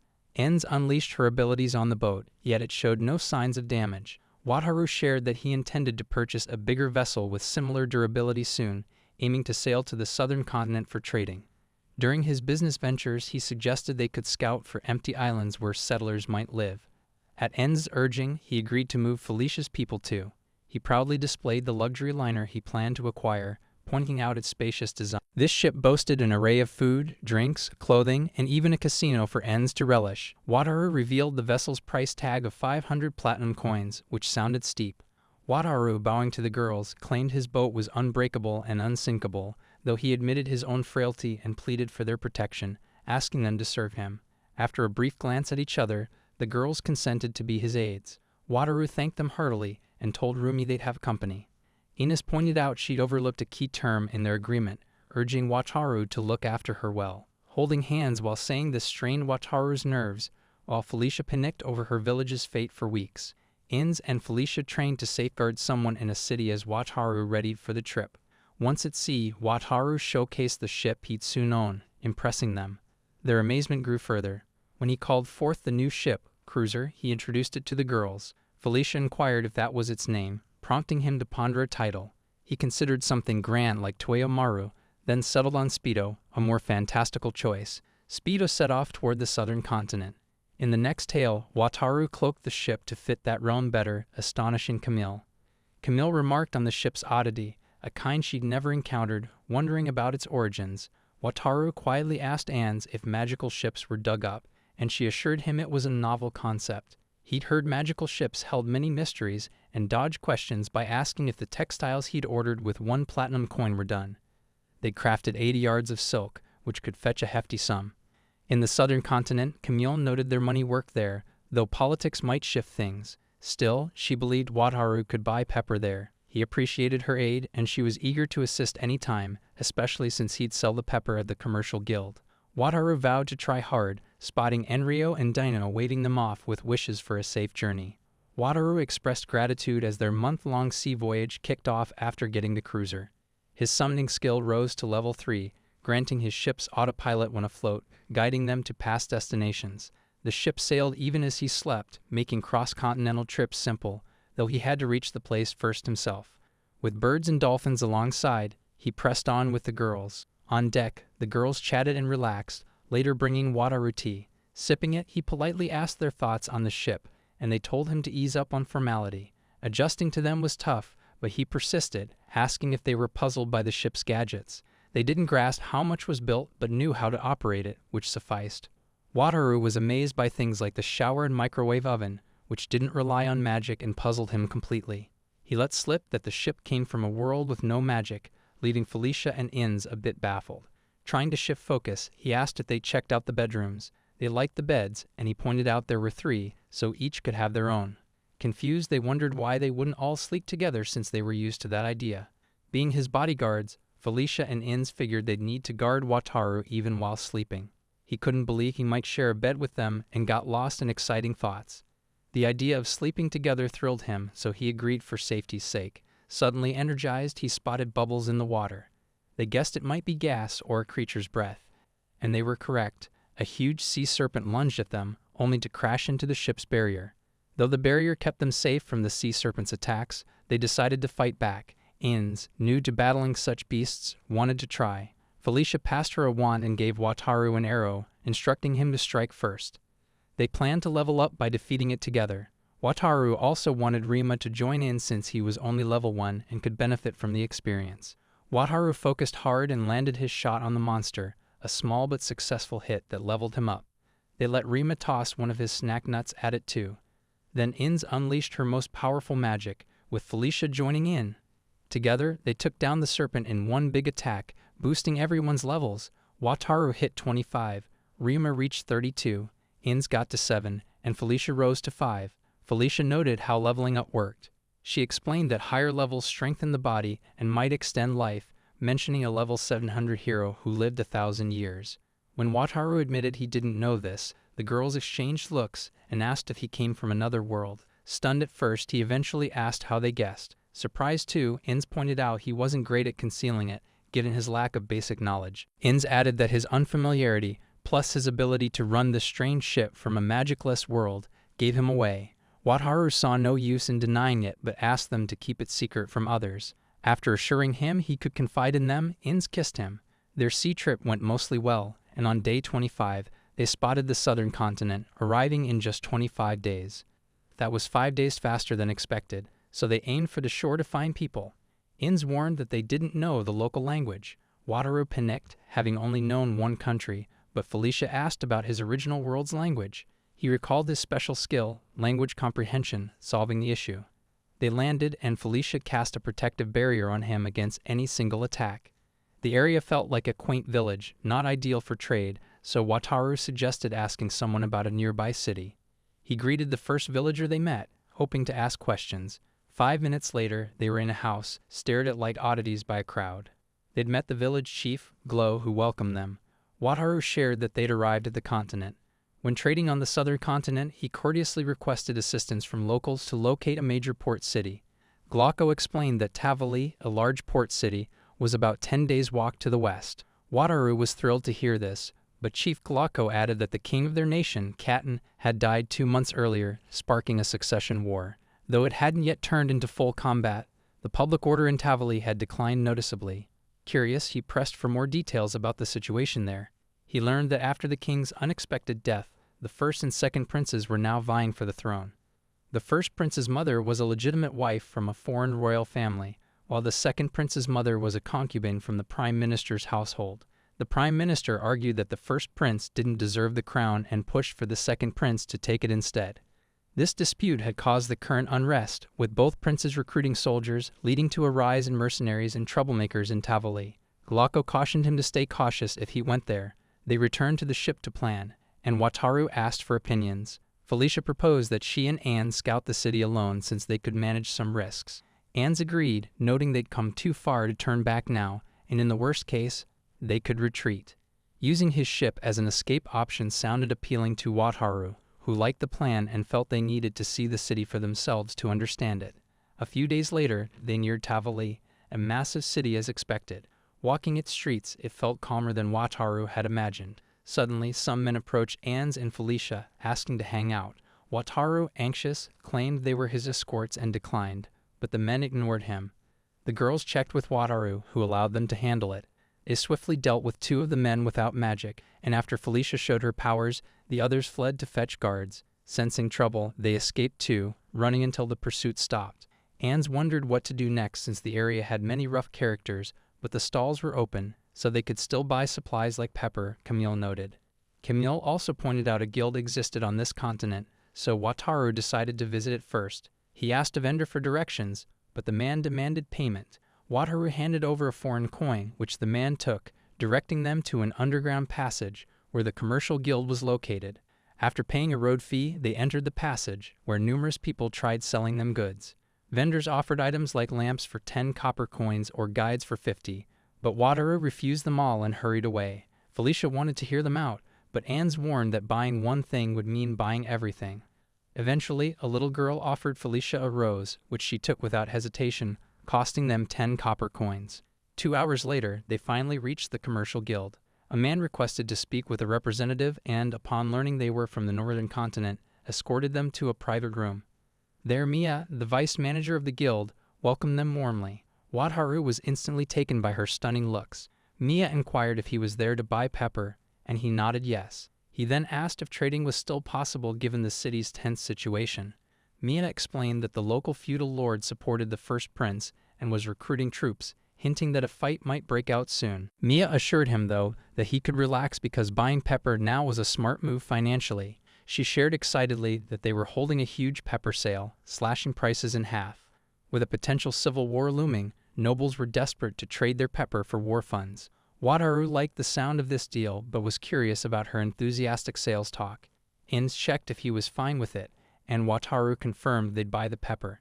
Mia then asked about his budget, eager to keep the deal moving. Wataru revealed he had 2 platinum coins and some spider silk he brought to sell. Mia was overjoyed, calling him a lucky man blessed with wealth. She noted that if war had already started, luxury goods like silk would be unsellable, but their guild could still buy it now. However, she warned they couldn't pay more than the usual market price. Wataru agreed to her terms, and Mia's excitement grew as she asked him to confirm how much spider silk he had. The next day, Mia asked if he'd picked an inn yet and offered to recommend one run by their guild. As she led them to the door, she kept suggesting extras like clothes and a guided tour, promising to meet again tomorrow before closing the door. The group felt a bit dazed by it all. Inns was shocked at how fast the deal concluded, while Felicia praised the sharp business sense of the city's people. Wataru shifted the conversation, recalling how Mia had urged them to go sightseeing and even suggested a shop. While they chatted about her recommendations, a man stumbled and fell in front of them. Then 2 rough-looking men started eyeing Inns and Felicia with interest. Wataru wondered how long he could put up with random people bothering them like this, all for pepper, but he knew he had to push through. In the next chapter, he woke up with Inns' feet in his face, realizing they were now on the southern continent. They enjoyed a tasty breakfast, similar to the delicious meal they'd had the night before. The inn's food was amazing, with every dish bursting with spices, just what you'd expect from a pepper-rich land. Wataru felt bad for making Rumi wait in the bag, so he shared some food with him. Felicia asked about his plans, and he said they'd visit the commercial guild that afternoon to sell this spider silk. He added that they might not have much time for sightseeing. The girls felt sorry about yesterday's constant interruptions, which kept ruining their day. Wataru pointed out that In's and Felicia's beauty was the main reason they kept getting hassled. With civil unrest brewing, he wanted to wrap up their business and leave the country fast. He also planned to stock up on food for the trip home and grab souvenirs for folks in the southern city. He relied on In's and Felicia to guard them. In's asked what gifts he had in mind, and he mentioned liquor for the guild master, then pondered what women might enjoy. As he spoke, a woman approached them. She handed them fruit juice, surprised by their foreign outfits. They decided to switch to more local clothing, and both In's and Felicia looked adorable in them. Felicia asked Wataru if it was okay to buy these for them, and he said they were secondhand, making it a practical choice. In's adored the fabric, which had shiny threads that sparkled in the light. Wataru considered taking some back as a souvenir and asked the price. The fabric cost 5 silver coins, a detail he tucked away for later. Wataru intended to spend 50,000 yen, but he couldn't resist buying something when he pictured Camille's expression. After that, they picked up some liquor and enjoyed a nice meal while strolling around. Wataru checked with Felicia to see if she wanted anything, and she replied that the clothes she had were more than enough for her. In spotted the fabric they considered earlier, now priced at just 5,000 yen per roll. He also saw that the liquor here cost half what he paid before. Inns encouraged him to negotiate, especially since he planned to buy a lot of pepper and needed a good deal. Felicia pointed out that they should push the guild to pay a high price for their spider silk, but since she didn't speak the language, Wataru had to step up. They rented a donkey for 50 copper coins and headed to the guild. May greeted him and asked if he brought the spider silk. Wataru presented it, and they stepped inside. She apologized for the delay, explaining that they checked the silk and found it top-notch. She offered 5 platinum coins for it, a great deal since the silk had only cost him 1 platinum coin. May added that selling directly to stores might fetch an even better price, possibly raising his profit by 1 platinum coin. Wataru liked this suggestion, but he felt In's sharp look urging him to haggle. 100 million was a massive sum, yet he didn't know any stores to approach, and a bad deal could mean getting cheated again. Given the political tension, he figured the guild was safer and quicker. Still, an extra platinum coin seemed tempting. May sweetened the offer, saying if he sold the spider silk to them, they'd knock 5% off the pepper he bought and throw in some spices as a bonus. Wataru weighed this while the girls watched anxiously, hoping he'd choose wisely. They sighed in relief when he went with May's deal. After selling the silk, they stepped outside. Wataru managed to buy 2 platinum coins worth of pepper and asked to be paid for both the silk and pepper, though preparing that much cash would take time. The guild promised to deliver the goods later. In the end, Wataru couldn't negotiate the price, but Inns was fine with it as long as he was happy. She asked if he felt good about it, and Wataru said he did, confident they'd still make a big profit. Since it was a large amount, he borrowed their storehouse. He proposed gradually loading the pepper onto the rubber raft. Just then, the little girl from the day before tugged at Felicia's dress, offering flowers for 30 copper coins. This time, Felicia turned her down. Aza. The girl's mother approached and thanked Wataru, explaining that he'd saved them. They wanted to flee the civil unrest and return to their hometown, but they had no funds. When Wataru translated this for the girls, Inns felt uneasy, noticing how every conversation since arriving revolved around money. The girl and her mother walked away, but Felicia wanted to buy a flower. She apologized for asking, but she genuinely wanted to help them get home. Wataru understood, as she'd been concerned about her own hometown, so he handed her the money. Inns remarked that Wataru was too lenient with Felicia, but Wataru countered that he'd also bought her the liquor she wanted, feeling good about his successful purchase. Using his skill, he finalized the goods return, completing the loading of 7 platinum coins worth of pepper. They'd spent all their money, so it was time to head back to Speedo. He wished to explore the continent more, but getting caught in a civil war would be risky. With that, they planned to return to the southern city. Meanwhile, they intended to search for an island where the Dark Elves could relocate for Felicia. In the next scene, aboard the ship, Inns asked if she could shower. Wataru agreed, but Felicia thought it'd be rude for her to go before him. Surprisingly, Inns invited him to join her, making his nose bleed. After the bath, Wataru wanted to go over their plans. As they decided before leaving Tavali, they were now set to return to the southern city. While searching for an island that Felicia hoped would be perfect for immigration, she grew anxious about demium hunters and preferred a spot far from trade routes. Wataru supported her idea and chose to retrace their steps, taking a long detour instead of going straight back. They also planned to keep an eye on their food supplies on board and explore as long as possible. If they discovered an island, they intended to inspect it to see if people could live there and check for any monsters or animals present. Inns brought some alcohol to share, and they raised their glasses to the goal of finding an island. They kept searching while battling monsters and attempting to improve their cooking skills. One day, Wataru asked Inns how much food they had left, and she estimated it would last about 2 weeks. This warned them not to venture too far out, as the open sea seemed emptier than she had expected, so she proposed heading back to the southern city first. Wataru agreed, though he felt disappointed. But just then, Felicia shouted their names with news. Felicia announced she had spotted an island, and as they neared it, they saw it was too small for settlement. Nearby, they noticed another similar islet, so Wataru decided to explore the area further, hoping a bigger island might be close. He didn't know much about it himself, but he thought islands might form from volcanic eruptions or earthquakes deep underwater, suggesting that several islands could cluster together in one region. With their food supply giving them just 1 week, they began searching the area more thoroughly until rain forced them to take cover inside. Felicia made tea for everyone since the weather halted their island hunt. She felt gloomy and worried that the rain might last the whole week, but Inns and Wataru reassured her it would clear up soon. They rested, and when Felicia awoke, she noticed the rain was starting to ease. Inns called Felicia over and pointed out a large island ahead of them. As they circled it, they found a river and followed it upstream after docking. They explored the island on foot, and after some time, they reached a hill with a breathtaking view. Having spent 2 days examining the island, Wataru asked Felicia's opinion, and she noted no signs of humans, plus a river, forest, and grassy plains, making it promising. Felicia saw the island as perfect for dark elves, and when Wataru asked if she'd mind the goblins in the forest, she was confident the villagers could handle them. She explained that her people were skilled at building villages in forests and managing monsters.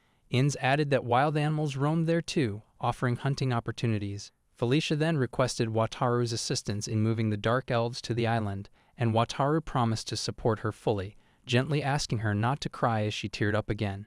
The following day, they prepared to return to the southern city, and Wataru discovered he had gained an autopilot ability he wanted to test. He set the destination on the map, and the ship began sailing on its own. When he joined the girls inside, they were surprised to see him since the boat was moving, but he clarified that the autopilot skill was guiding it based on places he'd visited before. Felicia and Inns were fascinated by this new ability and grateful for its help. Felicia mentioned that their journey to the southern city would take about 2 days, and on the return trip, they'd pass near her village, so she hoped to stop by for a visit if they could. Wataru thought it was a smart plan since it also gave them an opportunity to talk about relocating to the island. He asked if it was okay to drop in unannounced, and she said it wouldn't be an issue, even though her village was isolated from outsiders because her father was the chief and she was confident he'd be thrilled to see them. Wataru considered whether bringing a bottle of liquor would be appropriate, but Felicia pointed out she was only a Slav, which made Wataru realize he was just a man holding the chief's daughter in servitude. He could almost picture her father's reaction to this news, and feeling shaken, he stepped out onto the deck with Rima, leaving Felicia and Wataru alone.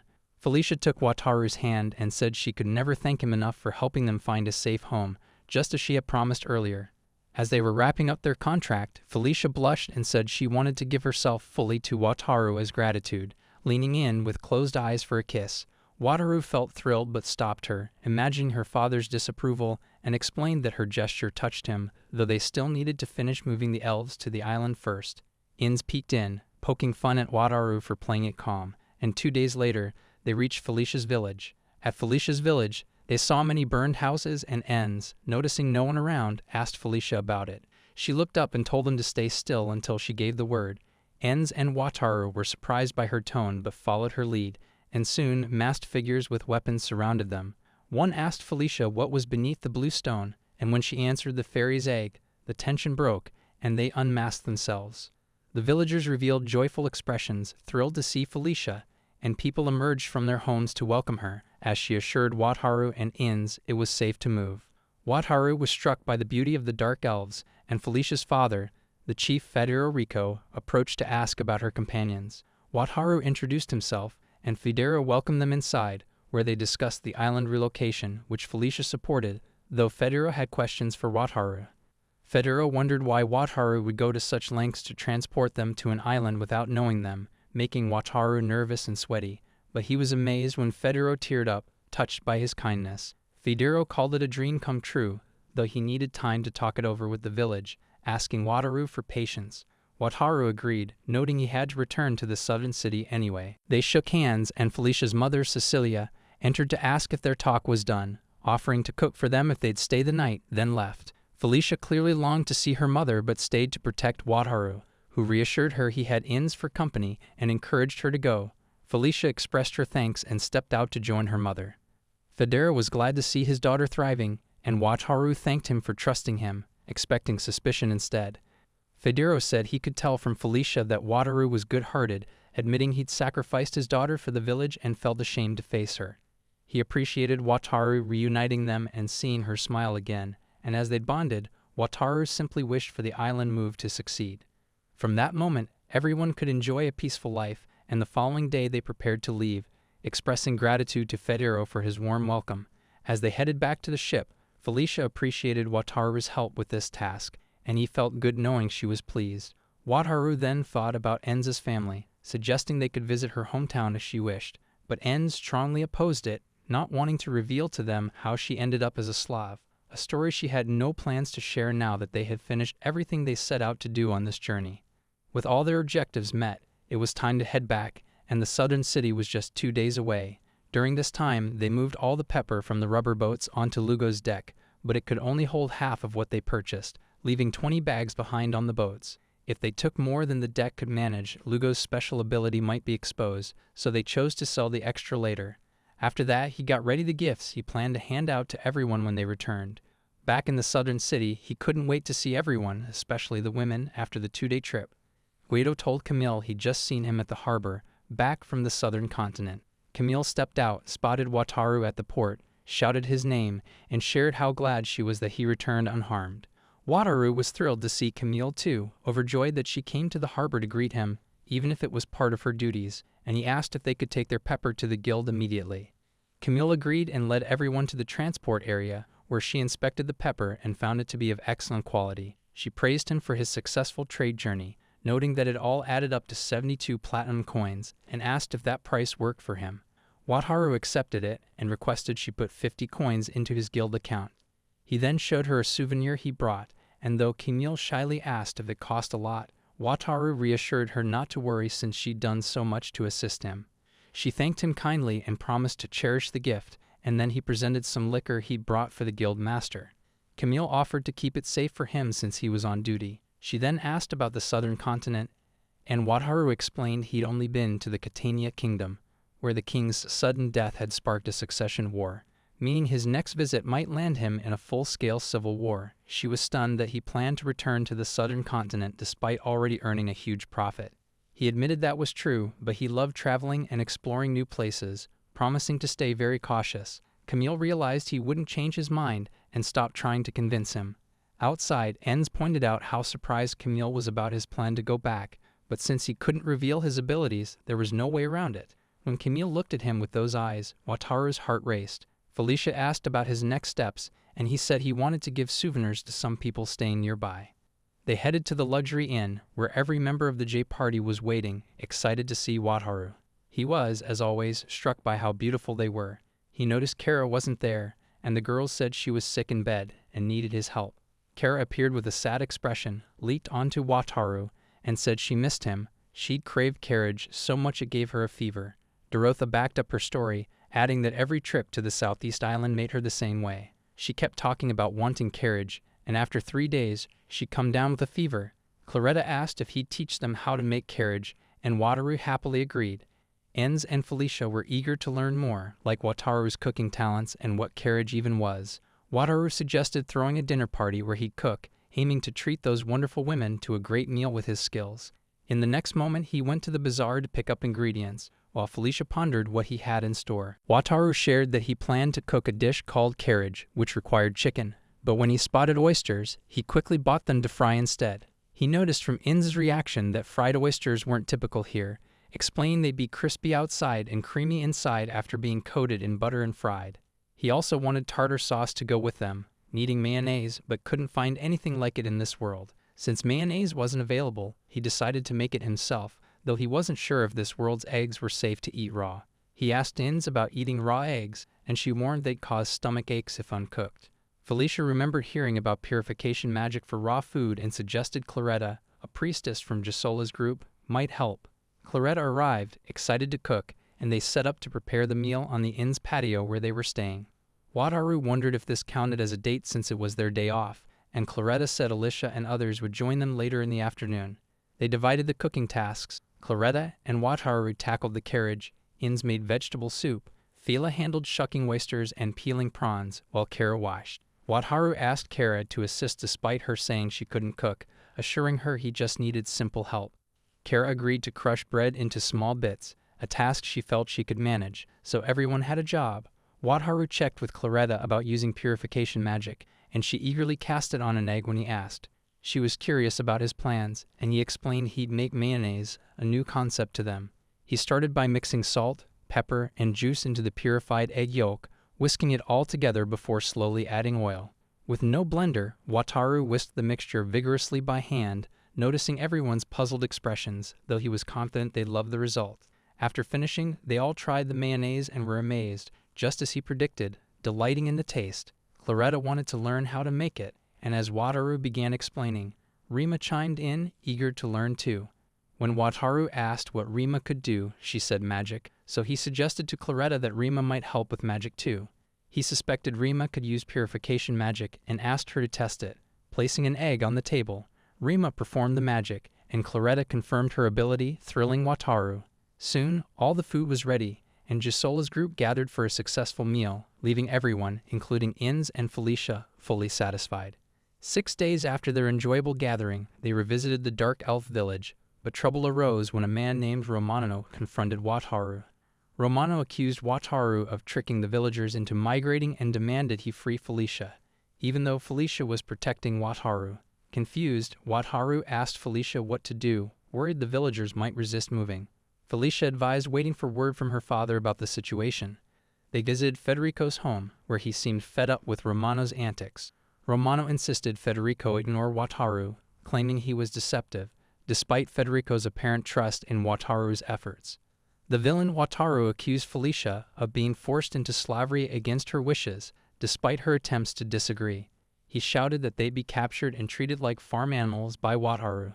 Federico mentioned that, except for Romano, the whole village had agreed to move, and the choice was final. He told Wataru to calm down and follow orders, but Wataru insisted the village chief was being manipulated by him. Meanwhile, Romano loudly shared his own ideas until a man struck him on the head, revealing himself as his father. The father said sorry for his son's actions and pulled him away, urging everyone to disregard him and stick to the migration plan. Federico expressed regret to him, explaining that his son was only thinking of himself. The demi-human hunters already knew about their village, and with so few of them remaining, moving was their only option. Wataru proposed talking about the timeline and specifics. They sat together, and as far as he'd heard, the village had 35 people. His ship couldn't carry them all at once, so he planned to make 2 trips. The journey to the island would take around 2 days. Federico would manage dividing the group, and Wataru had purchased tents for their stay, plus half a year's supply of food and handy tools for farming. He also offered to tow any buildings that could be taken apart to the island with his ship. Federico got emotional again and suggested naming the new village after him for his efforts. The other villagers were informed that same day, and they began getting ready to leave right away. He used his skills to hide the inside of the Speedo. Felicia reassured him that most villagers had never been on a magic ship, so it wouldn't be an issue. Inns was bummed about not having a microwave, fridge, or shower, but it was just temporary. 5 days later, Wataru and half the villagers minus 20 people total were set to go, though space was tight. Romano's father bound his son and casually greeted Wataru, promising to keep him in check. He assured them Romano wouldn't disrupt the trip, and soon they set off. The villagers were cheerful, though some felt queasy from the ship and weren't used to it. At night, they rested, worn out from the day. On the second day at sea, Wataru looked exhausted, even though he was only faking steering the boat. He saw Romano wasn't on the front deck and went inside, where people looked worried. Romano's father was pleading with him not to act foolishly, as he still doubted Wataru's honesty and demanded he turn back. He ordered Wataru to reverse the ship immediately or he'd leap overboard. Wataru was fed up and almost wished he'd jump, while Felicia also tried to stop Romano, but he ignored her. He offered to flee with her, and Inns and Wataru were certain he had feelings for her. Just as Romano faced the sea, ready to jump, a sea serpent attacked. His father told everyone to get inside and grabbed Inns and Felicia to safety. Romano kept blaming Wataru even for the creature's appearance, but before the beast could harm him, it hit a barrier. Wataru explained the ship could withstand any attack without breaking. After this, they reached the island, and everyone was thrilled to arrive. Felicia thanked Wataru again, while Wiro and Inz confronted Romano, saying he loved Felicia. His face flushed as he denied it, but Wataru admitted he'd already guessed. Wataru offered a deal. He'd step back if Romano confessed to her. If Felicia returned his feelings, he'd prove he wasn't a bad guy. Inz found it odd to hear Wataru talk like some bold leader and worried she might say yes, but Wataru knew she'd reject him. Romano came back smiling, as if he hadn't just been turned down. A lot had happened, yet the first group of villagers started building a temporary camp on a hilltop. They left to bring the rest over, and 6 days later, the full migration was complete with a big celebration. All the villagers had successfully reached the island, signaling the start of the new Dark Elf village. At this fresh settlement, the Dark Elves were already constructing homes, and everything appeared to be progressing well. Felicia's father expressed regret to Wataru for making him visit repeatedly, but Wataru assured him it was no trouble. He mentioned that he had delivered the vegetable seeds and the cart as requested and inquired if there was any more assistance he could provide. Federa replied that they could manage the remaining tasks on their own and expressed gratitude to Wataru. Wataru sought Felicia's thoughts, explaining that he wanted to resume trading, though it would mean being away for several months. Felicia was fine with this, and noted what Federo had said, agreeing that the villagers could take care of the rest. She felt it was time for them to leave the island temporarily. With that decided, they embarked on their second pepper trading journey, using the autopilot feature. It took just 10 days to arrive at Tavali again, and fortunately, no war had broken out yet. They quickly gathered pepper worth 65 platinum coins. On their way back, Felicia observed that Wataru seemed a bit distracted. He explained he'd been doing some math and admitted he'd gotten greedy, purchasing a huge amount this time. They now had 515 rubber boats full of pepper stored. Inz wondered if they could afford the luxury liner with that, but he pointed out it cost 500 platinum coins. Then he realized with his savings added, he had 18,854 platinum coins total. Inz was overjoyed and couldn't contain her excitement. She couldn't believe she finally achieved her dream of endless play and endless food. As they fantasized about jacuzzi baths and sparkling dresses, Felicia cautioned that they'd only have this wealth if they sold all the pepper, which was the tricky part. Wataru could only sell 20 rubber boats worth to the Commerce Guild at a time. Exceeding the speedo limit would raise suspicion. Selling all 515 boats of pepper would require 26 trips to the southern continent. Making that many trips would draw unwanted attention, as people might think he had a foolproof route to the southern continent. Wataru proposed acquiring more cruisers to form a fleet and bring back a large pepper haul without looking odd, but Felicia warned that owning multiple ships of that size would likely upset the country's nobles. Wataru was frustrated with how this world operated. He had the goods to earn his fortune, but no way to cash them in.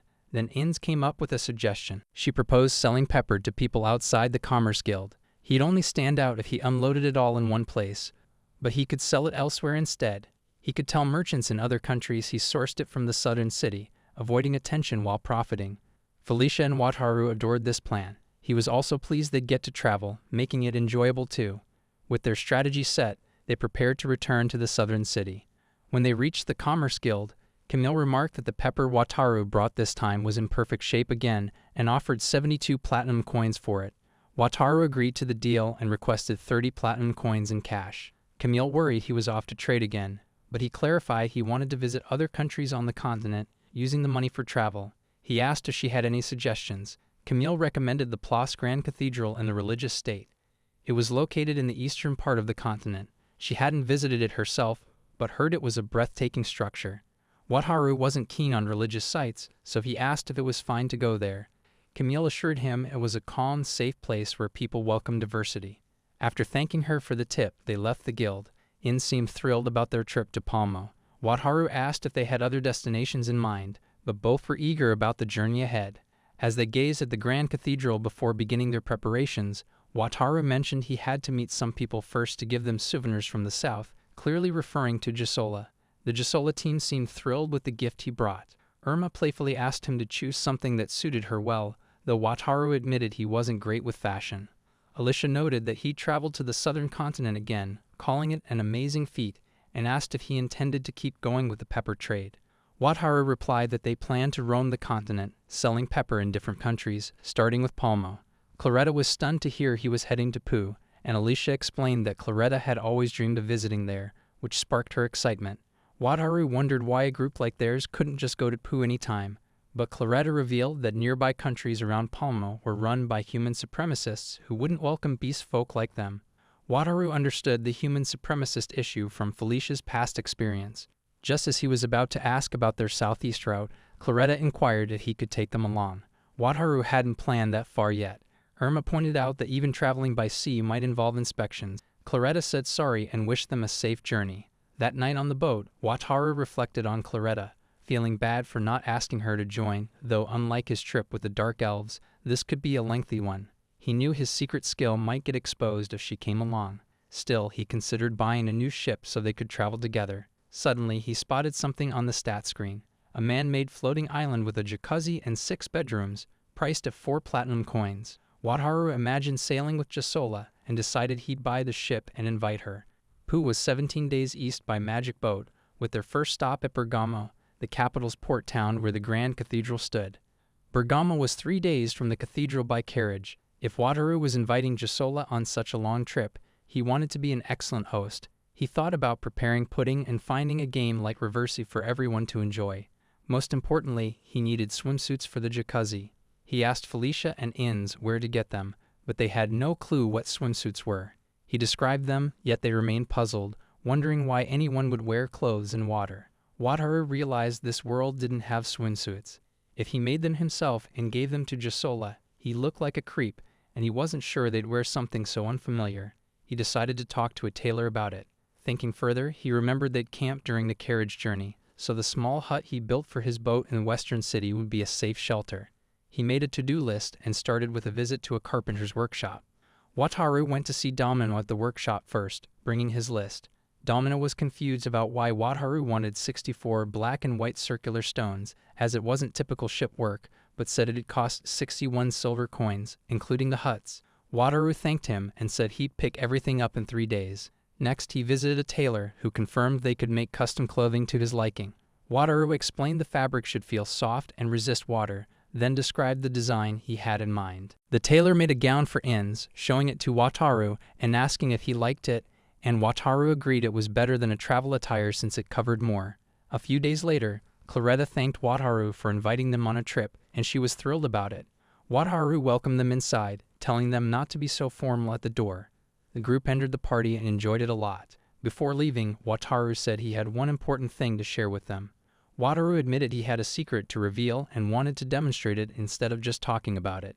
He called forth a boat to display his ability, leaving the girls shocked and curious. He told them he had a special talent called ship summoning, and the Speedo was also created by this skill. Alicia was the first to speak, saying it was amazing, while Irma guessed the boat that took them to the southeastern island came from his skill too. Wataru added that this ship still had some mysteries. He planned to reveal more as they journeyed, but warned them things could get complicated if people found out about his skill, so he asked them to keep it hidden, which was his only rule. They were stunned but agreed to stay quiet about it. With that settled, they set off, and the girls explored the ship, having fun, except Wataru, who forgot he couldn't use autopilot for new destinations, though he was still excited for what lay ahead. Later that evening, Wataru checked if everyone had gotten used to the Kuga. Alicia thanked him for guiding the ship and said Inns and Felicia had taught them a lot. Wataru decided it was time to show them the special ship where they'd spend the night. The girls were thrilled and amazed again. Without delay, Wataru summoned the new ship he bought, which was so huge it had trees growing on it, impressing even Wataru. Inns jumped on him in excitement. She asked what type of ship it was, and Wataru named it the SS Hideaway. Inside, he explained he designed it to look like a Wataru ship, though it might seem odd no matter what. Felicia noted it was less noticeable than before, despite being a floating island that couldn't move. As a place to rest, it was unmatched. They explored the luxurious interior, and the ship felt like a grand mansion. Inns adored the large bedroom, and Wataru, looking at photos, thought it resembled a custom vacation home more than a ship. He told Alicia they could use the other 4 bedrooms however they wanted.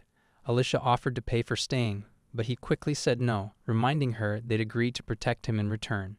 She vowed to guard him when they reached Palmo. They'd seen most of the ship's features, but Wataru asked if anything stood out to them, and Dorotha mentioned a bath-like fixture. It was on the second-floor deck, which Wataru had been eager to show off. 5 minutes later, he was in a jacuzzi with 6 striking characters, unsure if he was dreaming. Claretta's close presence overwhelmed him, and Alicia found it odd to wear clothes in the water but enjoyed it. Wataru was happy with his travel attire pick, though Felicia noticed his glancing and cautioned him. He offered to grab drinks for everyone and asked Inz and Felicia to join the jacuzzi. After finally going on this trip with them, Wataru didn't want them to dislike him for glancing too much. Despite being surrounded by women, he hadn't grown closer to anyone with anyone. He knew they were out of his league but held on to a tiny hope. He chatted a lot with Alicia, who didn't seem to mind him, though maybe it was because she led Gisola. He cooked with Claretta and felt close to her, but their talk stayed on recipes and nothing more. Irma was the only one who stayed calm and went along with his odd way of planning meals. Unlike the other housewives, though he suspected she was joked with him on purpose, making romance feel like a tricky path. Alicia expressed her gratitude for all he'd done and then headed off to sleep. Dorotha and Marina showed up with a request that caught Wataru off guard. They asked to be assigned the same room. As he tried to make sense of their words, they clarified they'd met Rumi, brought her along, and then went to their rooms, leaving Wataru standing there, sweating with envy. The next morning, Felicia and Inz brought tea to Wataru while he was at the ship's helm, and he decided to pause for a break with a drink. Felicia felt guilty that he was the only one working, but he reassured her that steering wasn't too hard. Inz asked him to teach them how to handle the ship so they could share the task and get some rest, which he thought was a smart plan. Meanwhile, the Jiro party was busy looking at a game Wataru had brought, but then the ship wobbled a bit, catching everyone's attention, and Dorotha wondered aloud what was happening. Dorotha questioned the situation, and Alicia worried it might be an emergency, but it turned out Inz was just practicing with the ship. When Alicia asked what was going on, Wataru explained he was getting steering lessons. Alicia thought it sounded exciting and took a turn at the helm, handling it so skillfully she could have shaken off a shark. With Wataru free for a moment, he started preparing snacks, and Claretta joined to assist. While they cooked, Dorotha and Irma kept playing the game together. Once the snacks were ready, Inz and Alicia came to eat, and Wataru saw that Alicia, Inz, Felicia, and Marina were finally getting along well and wanted to join in. Kara was blown away by the pudding he just whipped up, and it was clear she had the strongest feelings for him. Unexpected, but pleasant in its own way. Next, they found themselves battling sea monsters, and Wataru asked what they were. Dorotha explained they were mermen, weak but annoying since they attacked in groups. Claretta pointed out that the mermen were great for magic practice, and Rima agreed, showing Wataru the magic he'd learned. Rima cast a holy spear spell, taking down a merman, which left Wataru impressed and grateful to Claretta for teaching him. Inz grew tired of the merman and wanted to steer again. Their trip had been smooth for 18 days since leaving the southern city, and they were nearing Bergamo, a port town, where they'd switched to a carriage. Soon after spotting land, they docked at Bergamo. The townsfolk were curious about them, especially the striking characters in the group, and Wataru tried to stay unnoticed to avoid trouble. Alicia was happy to be on solid ground again and asked where they were going first. They headed to the commercial guild, and while Wataru asked the receptionist about buying food supplies, everyone, including the receptionist, couldn't stop glancing at the women. At the inn recommended by the guild, the Filippo Company, the same thing happened. An old man asked the women what they needed, even though Wataru was the one handling business. They sat down, and the man praised the pepper he brought, saying it was so fresh it felt like eating it straight from the southern continent. Unaware of Wataru's special skill, he asked Wataru how much the pepper would cost, and Wataru was caught off guard by the question. Camille had once bought a cartload for 3 platinum coins, so Wataru considered offering 4 but hesitated. The shop owner picked up on this and asked him about it. Wataru admitted he wasn't great at haggling and suggested the owner name a price. If it was higher than his guess, he'd buy it. The owner asked if he'd get just one shot at it, and Wataru confirmed that if he offered more than 3 platinum coins and 60 gold, he'd take the deal. Pepper that good wasn't something Wataru wanted to pass up. Wataru didn't get to see people like this often, so he proposed a deal of 4 platinum and 50 gold coins, which Wataru quickly agreed to since it exceeded his expectations. As they stepped outside, Alice praised his bargaining skills, and they wrapped up their dealings fast. He suggested they travel to the capital the next day, and Claretta got thrilled about finally visiting the Grand Cathedral. Irma joked with her for overreacting, though it was a huge moment for Claretta. The stunning stone cathedral was famous, but its beauty wasn't the only reason it stood out. Rumors claimed that divine idols, gifts from the god of creation himself, were housed inside the cathedral, catching his interest since anything tied to the god of creation piqued his curiosity. He felt uneasy about it but kept quiet. Dorotha offered to arrange a carriage, and he agreed. As they strolled, the god of creation observed them, seemingly eager to meet Wataru later. In the next part, they rode in the carriage toward the capital of Pubarlita, and Inns let Wataru know they'd soon see it. Wataru asked her to pause the carriage so he could stow the rubber raft. Alicia always assumed carriage rides would be bumpy and painful, but the raft made it cozy. Once everything was ready, they moved on and reached Barletta, a breathtaking place that amazed not just Wataru but Josel too. Claretta's eyes welled up at the city's splendor. She began walking, eager to explore, though Alicia reminded her they needed to head back to the carriage first.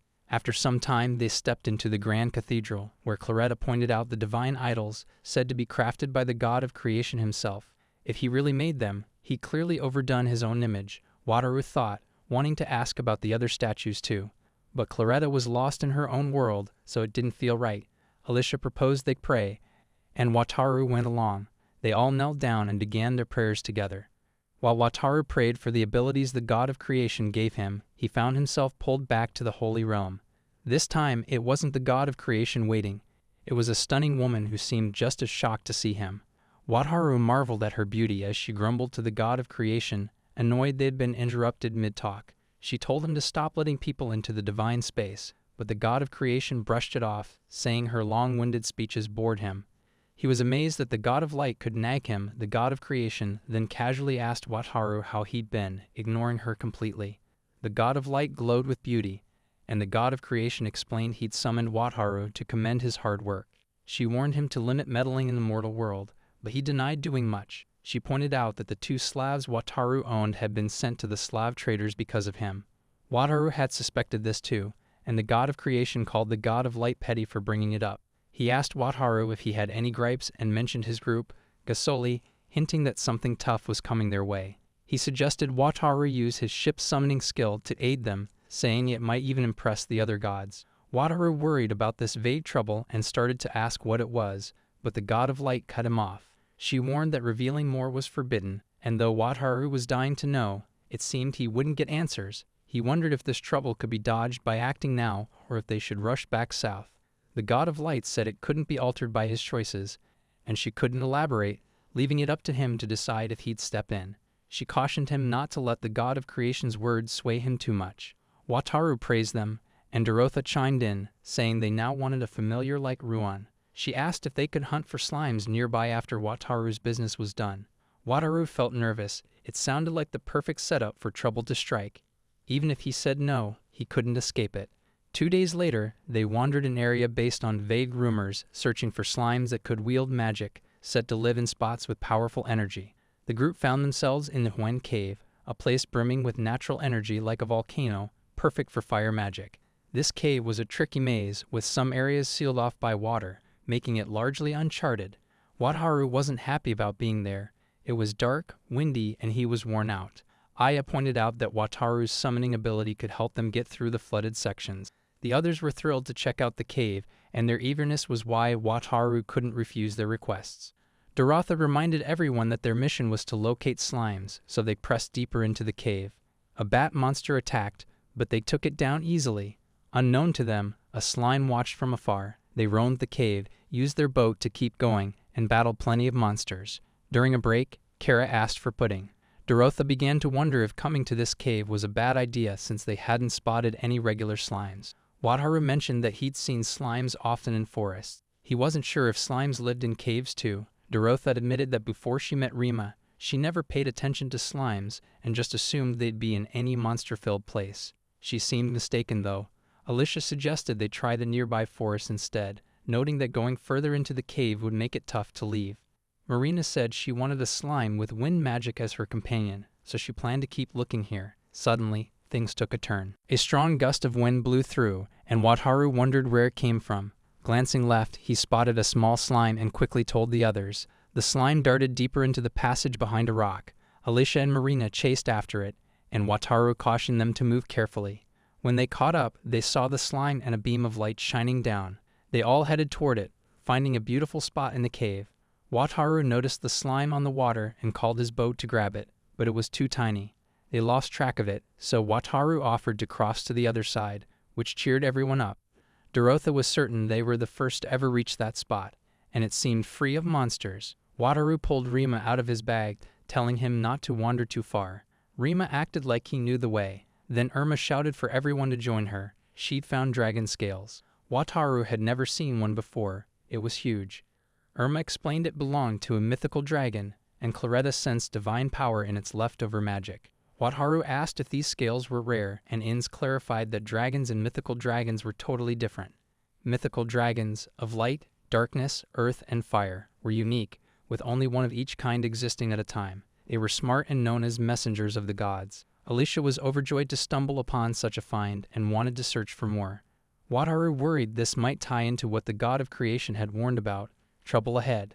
The group assured him it wasn't linked to their actions. They got distracted from the slime hunt after finding 9 scales, 3 claws, and a tooth. Wataru asked how much they'd fetch if sold, and Claretta said mythical dragons couldn't be defeated. So these items were ultra-rare gifts to past heroes, now held by a few nations. They'd never been sold since their value was beyond measure. Kara grew nervous about taking them back. Alicia argued that the materials could forge incredible weapons. Inns suggested Wataru store them with his skill, and they agreed to keep the spot hidden. Claretta warned they couldn't hide everything. She'd found rare medicinal plants there too. They'd need to ask the country to guard the cave and plants. If more mythical dragon items turned up during a plant inspection, people might think they'd stashed some away for themselves. Still, they pressed on with their plan. Wataru wanted to make weapons out of some items while the group debated what to do, and he hoped no one would ever discover them. After an hour, they agreed to report finding 2 scales and rare healing plants, deciding to give 1 scale to the Grand Cathedral and sell the other through a guild. Half the money from the sale would go to Wataru, and Wataru would keep the leftover materials, so they were okay with giving him some too. Wataru wondered if he should call the Speedo, but they all chose to rest first. Meanwhile, a lonely slime watched them sadly. Marina noticed it, and when she looked back, the slime leaped into her arms. Since slimes were rare there, this one felt very isolated. Marina said her name and invited it to travel with her to many places. The slime agreed, so Marina made it her familiar, naming it Fu. At the capital of Pu, Enzo, the vice guild master of the Commerce Guild, worked hard every day to keep the guild running well. Enzo checked on things daily to make sure the guild operated properly and dealt with people who broke the rules, which annoyed him a lot. One of his staff told him someone wanted to meet him. It was Wataru, who said they had a critical issue to share and needed to talk to the guild master directly. Enzo asked what it was about, and Wataru warned it could cause a big panic, so they couldn't talk openly in the hall. But Enzo didn't believe him, as many people overstated their problems. Wataru pleaded, saying the Adventurers Guild staff reacted the same way, leading to a heated dispute. Alicia said it wasn't a fight, just rudeness. Enzo cautioned them that if this was a prank, there'd be trouble, then took them to the guild master's room. Kara and Felicia carried some items while Enzo watched them with interest. They even closed the door in his face, which was a major insult to the vice guild master. Enzo had no desire to work with such a rude group and stayed out of their business. Later, the guild master called him to see something amazing: Star Seeker grass, a valuable healing herb, and a dragon scale. The guild master explained the scale came from a mythical dragon, shocking Enzo, who learned the group were travelers from the Latina kingdom who found these items.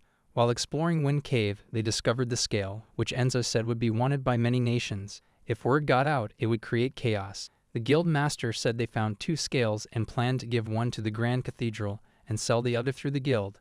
They got so excited about this big opportunity that they forgot to stay professional and began jumping around.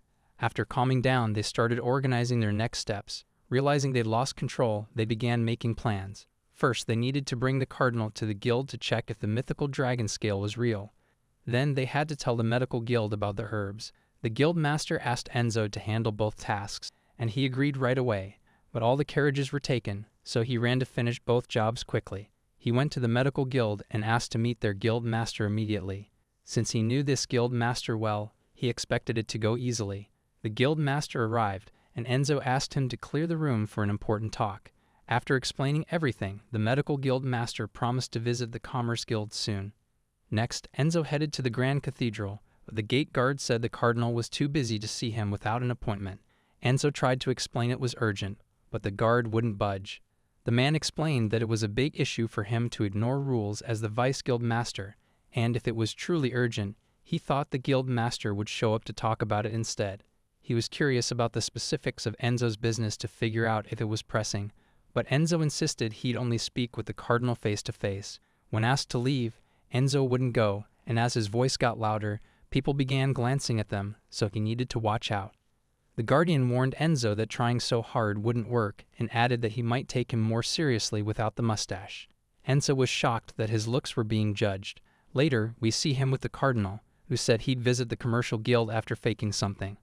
The cardinal also asked about Enzo's half-gone mustache, and since Enzo couldn't admit the real reason, he said it was for a few different things. 2 weeks on, the townsfolk were thrilled to see the mythical dragon scale, and Felicia told Wataru they'd arrived. Wataru peeked out the window and saw Gisola making a grand arrival. Inns wanted Wataru to come along, but Wataru couldn't join them. The guild master was clearly pleased with Enzo's efforts over the past couple of days and noticed his slight style change. The girls seemed to adore Enzo's new appearance, though he accidentally annoyed the guild master. After that, their work in Palma wrapped up, and Wataru was already planning their next move. A week had passed since Gisola's parade, and they'd become famous in Barletta, which made staying there awkward. They chose to head back to the southern city, figuring the sooner they got rid of the mythical dragon scale, the better. They sold it to the Barletta Commercial Guild for 200 platinum coins, and Alicia gave Wataru his 100-coin share, which he found incredible. That huge amount turned into 10 billion yen for Wataru, who dreamed of buying a luxury liner that cost 50 billion, but he still didn't have enough. While Wataru pondered what to do with his cash, Irma and Kara returned after freshening up and thanked Wataru. Irma said it felt great since it had been a while, and though Wataru just said "you're welcome," he quietly enjoyed seeing the refreshed companions and appreciated them back. Irma then checked with the other girls about where Alicia and the rest were, and Dorotha said they were still steering the boat. Dorotha then met Fu, Marina's new friend, and suggested that, leaving Marina out, Fu could hang out with her and Rima. She tried getting him to say her name right. Meanwhile, Wataru watched and worried Fu might get taken from Marina. Kara told Wataru she was starving and asked about dinner plans, so he proposed making croquettes. Claretta was eager to pitch in with cooking, and the girls started boiling potatoes until they softened. Claretta offered to chop the onions small, and Wataru asked Kara if she could crumble the bread into bits like before. Kara happily agreed, even though Wataru remembered her saying she wasn't good at cooking. She looked thrilled to help. Then Alicia and Inge showed up, asking what was on the menu. Wataru greeted them, saying dinner would be ready soon, and Felicia rushed to Wataru to say sorry with all her heart. Marina felt grateful to him for cooking the meal while she enjoyed herself, despite being the Slav, but Wataru reassured her it was fine and admitted he was bored anyway, thanking her for her concern. Marina noticed Fu and Dorotha, worried that Fu was growing close to Dorotha, so she jumped on Fu and promised to spend the entire next day with him. Dinner was served, and everyone enjoyed it thoroughly, their first ship meal in some time, making Wataru feel at home. The croquettes stood out, with a crispy exterior and fluffy potato filling. Wataru remembered eating croquette set meals often in Japan at a great diner near his home. He tried not to think about rice, but when Inns mentioned Worcester sauce, Wataru couldn't resist and shouted that he craved rice. Wataru felt a bit ashamed of his outburst, thinking it showed an embarrassing side of him, though he knew they could enjoy many foods if he kept saving. He admitted he'd lost control briefly, revealing he could buy a different boat with their recent earnings, calling it a ferry with shops, restaurants, and over 30 guest rooms. Felicia thought it sounded huge, and Inns asked if he could buy it now, suggesting the mythical dragon scale money made it acceptable since it was a one-time opportunity, not affecting his luxury liner goal. Felicia noted it was his money to spend as he wished. Wataru explained he couldn't afford the luxury liner yet and wouldn't regret the ferry purchase, seeing it as a small reward worth getting. Convinced, he told them to buy it the next morning. Alicia and Orthia checked on Wataru, asking if he was okay after the previous night, and he appreciated their care. Alicia inquired about his plans, and he said he was buying a new ship, surprising them. Using all platinum coins, Wataru excitedly told them they'd be amazed when they saw the ship. Everyone buzzed with anticipation about the new vessel. When Wataru unveiled it dramatically, its fortress-like size stunned them all, and the excitement grew from the chapter's start. The ferry, now bought, held 632 people and boasted impressive features. It was unsinkable, indestructible, and restricted boarding, leaving even Wataru in awe of its scale. He wondered if ferries were typically that large, noting its 192-meter length exceeded his expectations, describing it as a cargo and passenger transport. No one believed something so fort-like could move, and Wataru named it the SS Fortress. They'd board it immediately, exploring its interior.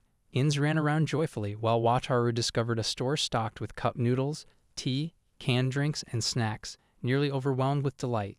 Inns tried to calm him, sensing he needed a moment to settle. Wataru bought a cup of noodles, curious about where the payment went, and Irma remarked it must be amazing for him to react so strongly.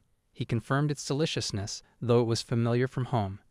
Irma pondered Wataru's hometown as Kara approached Wataru with snacks, asking what they were, and he explained they were sweet treats. Felicia showed him a soft cloth she called a face towel, wanting to buy it, and Wataru mentioned the ship likely had a restaurant, big bath, and more to explore. Everyone began searching, finding the bathroom soon after. They discovered a cozy bathtub and vast kitchen, lifting everyone's spirits, while Wataru relaxed in the vapor bath. Celebrating the new ship, they drank, and Wataru thanked the god of creation for amenities like yukatas for all. Felicia praised the shampoo for smoothing her hair, offering some to Wataru, who enjoyed the fizzy, tasty alcohol. He asked if everyone liked the SS Fortress, and their happiness was clear. Irma cheerfully declared that everything was absolutely fine and unlike anything they'd ever witnessed. She inquired about Wataru's origins, despite the others attempting to hush her from probing the master with personal queries. Irma reassured them it was all right if Wataru preferred not to answer, though she hinted she'd already pieced it together. After some contemplation, Wataru confessed he hailed from another world, leaving everyone, especially Kara and Alicia, stunned. Wataru pondered if they hadn't already had their suspicions, to which Kara remarked that food from another realm sounded incredible. Kara expressed her amazement at the idea of another world's cuisine and voiced her desire to visit, while Wataru figured she'd thrive as a famous big eater there. Alicia mentioned hearing that otherworldly people gained abilities from the god of creation and asked if Wataru could summon one. Wataru confirmed he could, prompting Claretta to wonder if he'd encountered the god himself, curious about his nature, and if he matched the gallant statues in the Grand Cathedral. Wataru replied that it was quite similar and requested Claretta keep it under wraps, to which Alicia agreed. Alicia promised to keep his secret, noting how shocking it was, though she encouraged him to consider using that skill since it made sense they'd safeguard him. She was eager to learn more about his world, and buying the ferry proved a smart move. The journey back to the southern city promised excitement. The morning after the feast, Wataru awoke to find Felicia and Inns looking worn out, especially Inns, who lay still instead of her usual bouncing. Wataru guessed they were celebrating, and Felicia confirmed they'd stayed up with Jasola until dawn. Felicia shared that they'd partied until sunrise after Wataru went to bed, and though she tried to rise, Wataru insisted she rest for the day. Sitting alone, he realized Felicia must have had a blast to end up hungover. If they drank that much, the others were likely still sleeping. He took the chance to explore his skills, noticing his ship's summoning ability had improved, and he'd gained a new one called autopilot. This new skill, boarding ticket, let him pick a ship he owned and create a pass for it, valid for a set time. With this boarding ticket skill, Wataru could set a validity period, allowing holders to board his ship as often as they liked while it lasted. If he gave one to everyone from Joel, he wouldn't need to approve each boarding manually. He saw he could assign staff to work at specific stations, and he'd earn money issuing tickets, skills perfect for running the ferry as a business. He made free, no expiry tickets and planned to distribute them to everyone. As Wataru strolled to the girls' room, he savored the day's calm vibe, but soon Kara and Claretta flagged him down in a frenzy. They dragged him to the game corner, where Kara explained she coveted the boxed items but didn't get how to pay. Wataru clarified it was a claw machine game. You drop in copper coins to grab plushies with a claw. He wasn't skilled at it, but gave it a shot. His first attempt flopped.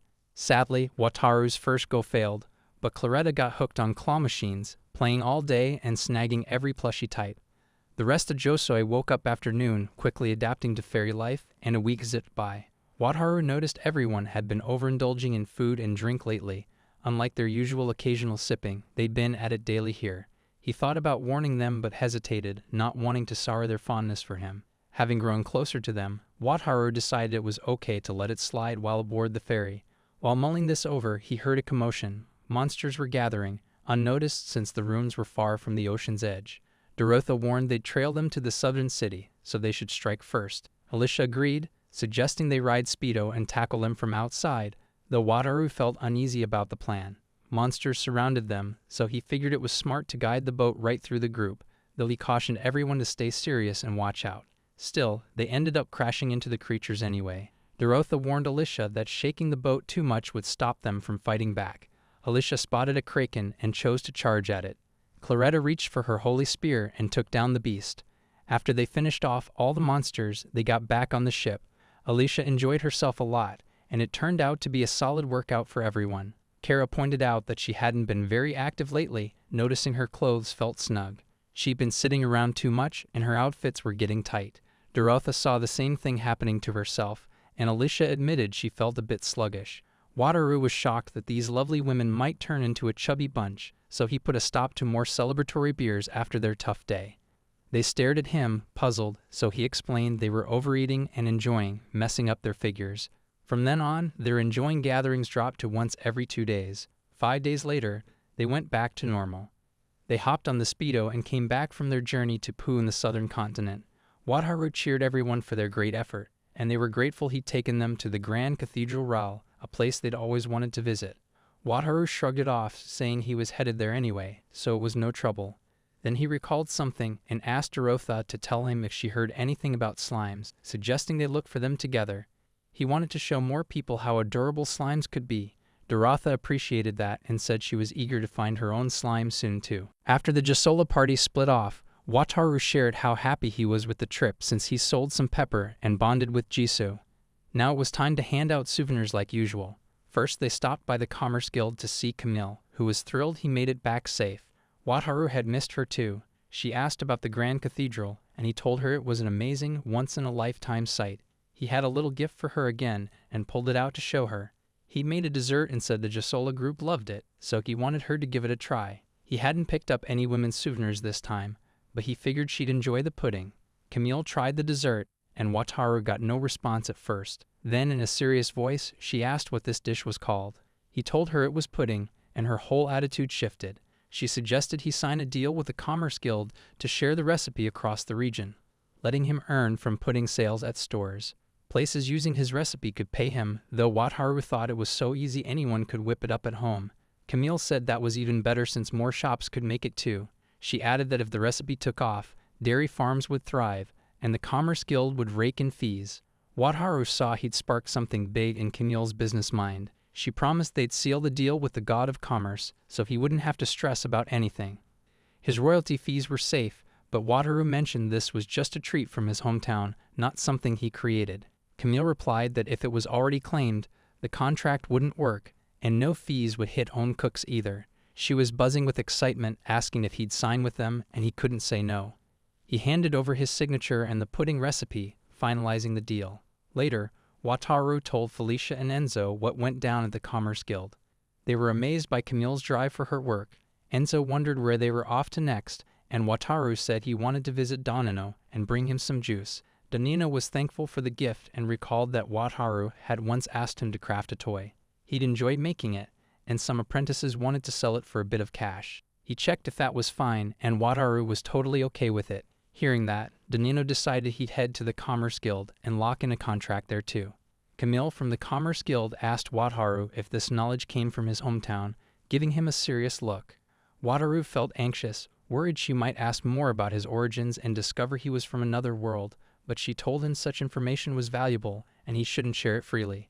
After their meeting, they went to eat grilled oysters, and Wataru's nerves made him hungry beforehand. Wataru brought an item from the ferry, and they began eating together at the inn.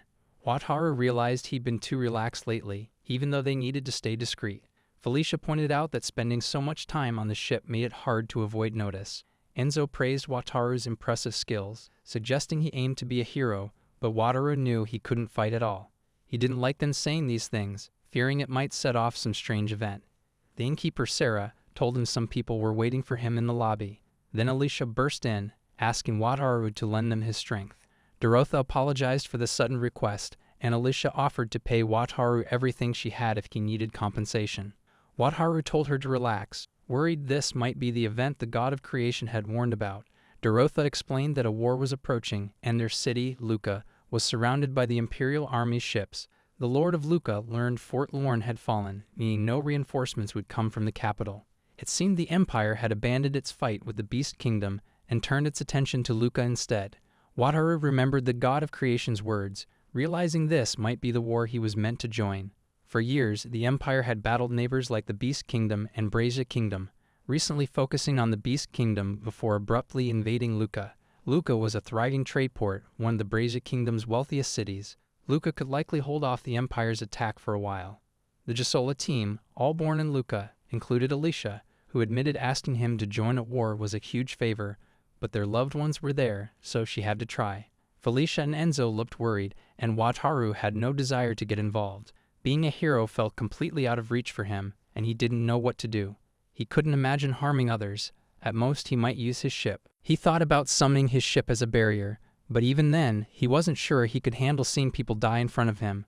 He felt down about his first heroic moment being tied to a war. It was a tough situation, but he couldn't ignore their desperate expressions. He lacked the guts to refuse them outright.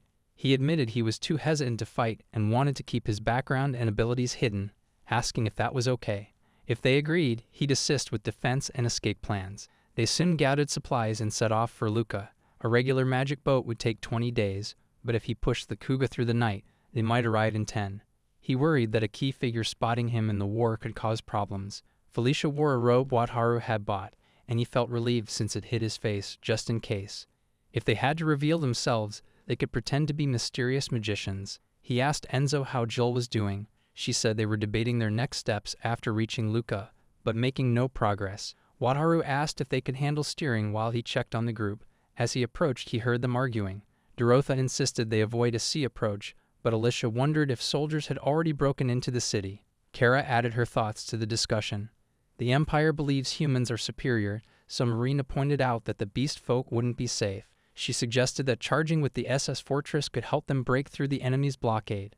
Wataru wasn't happy about this idea, but Alicia already appeared to have made up her mind. Irma pointed out that Wataru might not agree to such a bold plan.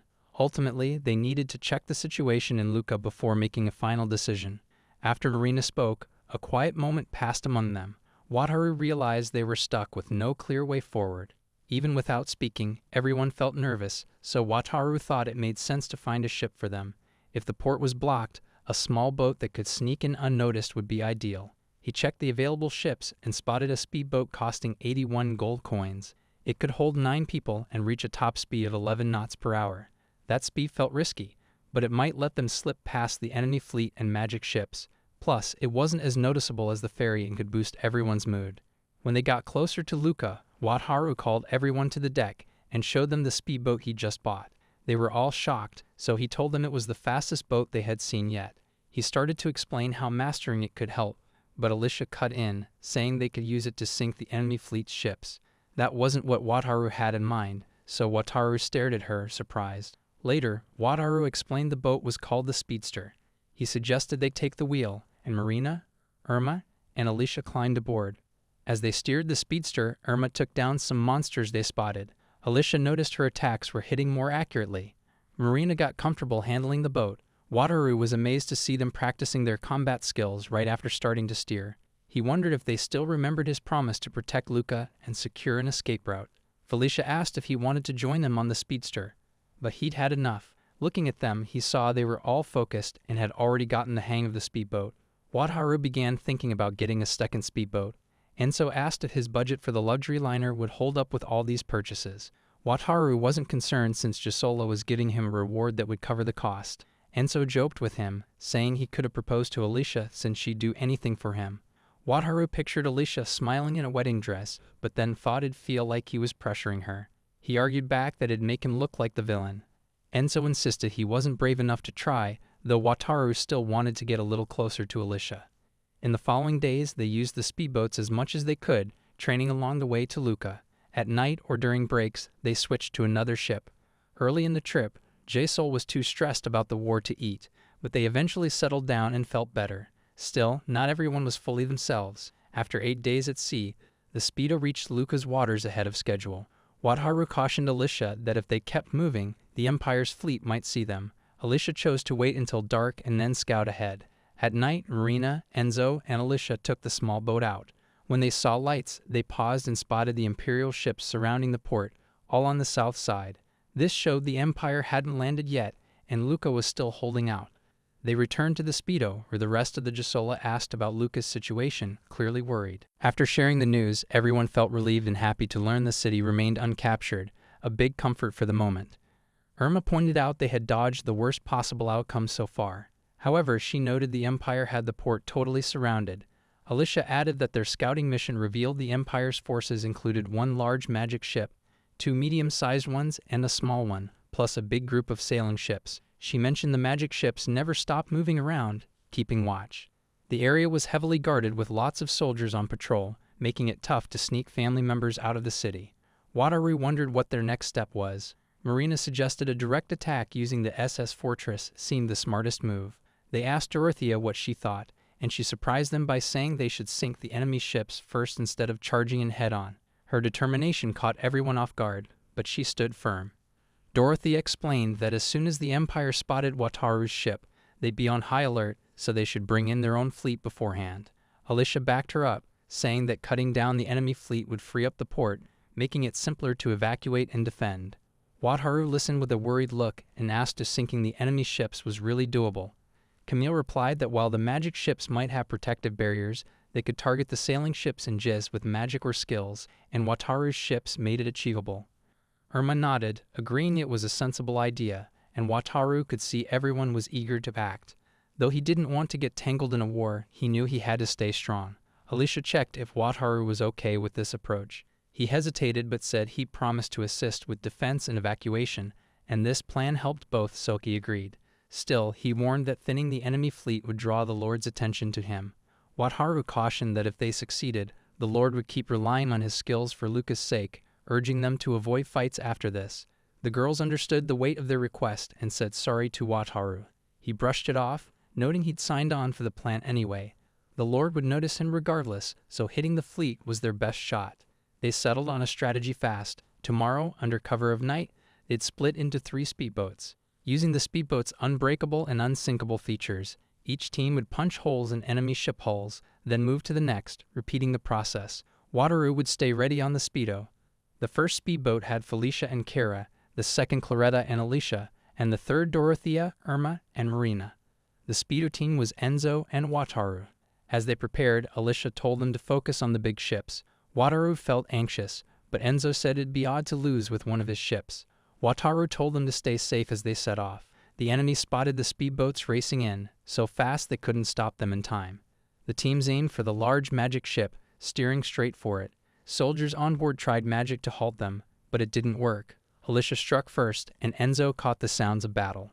Wataru was a wreck, though the ships were tough and unsinkable. He just feared they'd push too hard. In the next part, Gisola took down the magic ship after a long fight, then they shifted to the next target. The enemy soldiers scrambled, confused. A man asked if it was true someone was battling the Imperial fleet right then. They watched the Empire's magic ship sink, stunned. Arrows flew at the speedboats, but the barriers held, doing no harm. The enemy panicked as they risked losing another magic ship.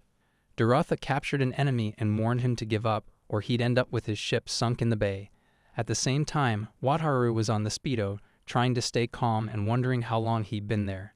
He couldn't believe he was caught up in a war and worried if the enemy would resent him or if the dead might rise as zombies or skeletons seeking vengeance.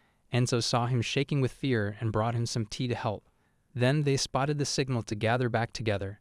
The signal meant the fight was done, and everyone returned unharmed. Alicia told them that, except for the ship that gave up, they destroyed all the others, which was tough for Wataru to process. Camille explained that the magic ships had shields and protective spells, but they broke through by hitting them repeatedly. The Speedo blocked all the enemy's counterstrikes, keeping them secure. Dorotha added that the harbor was a total wreck, so heading into the city would be a smarter move. They'd enter after dawn, and a few soldiers in Lucca already knew Marina and her group. Marina and Dorotha planned to go explain things, and Wataru thought it was a solid idea since they needed to prove they were allies. When Dorotha said the soldiers might ask about him, Wataru told her to call him a maid she'd hired, keeping his real identity secret due to their deal. Summoning ships was an incredible ability, and Wataru was thankful for it, but it could cause chaos if he used it in battle. If people learned who Wataru was and what he looked like, his peaceful life would be ruined, so he decided to hide his identity completely when they reached Lucca in the morning. After that, Alicia and the others rested briefly on the Speedo. Later, Dorotha and Marina came back from talking to Luca's soldiers who had many questions, but Dorotha persuaded them by explaining Wataru was a mage under a contract with her. Wataru wasn't sure if the city would allow an unknown mage inside during wartime, but if they said no, he could just stay comfy on the ship. He changed the ship's outside appearance since some in Luca might recognize it, and disguising it felt safer. Felicia brought robes for them to wear as a disguise, and Wataru planned to stay silent in Luca, so the robes were enough. Felicia told Enzo to speak more politely to Wataru, or people might get suspicious of them. Alicia called Wataru the Great Mage and asked if they should head to the city after breakfast. Once they ate, they went, seeing ship wreckage everywhere and soldiers lining the walls, clearly on edge about them. It made sense. GLE might have saved the city, but now they were wary of the mysterious mage with them. When they arrived, a man named Brun came to lead them, but he said they couldn't just let someone unknown into the city, so he asked if Wataru would agree to having an observer tag along.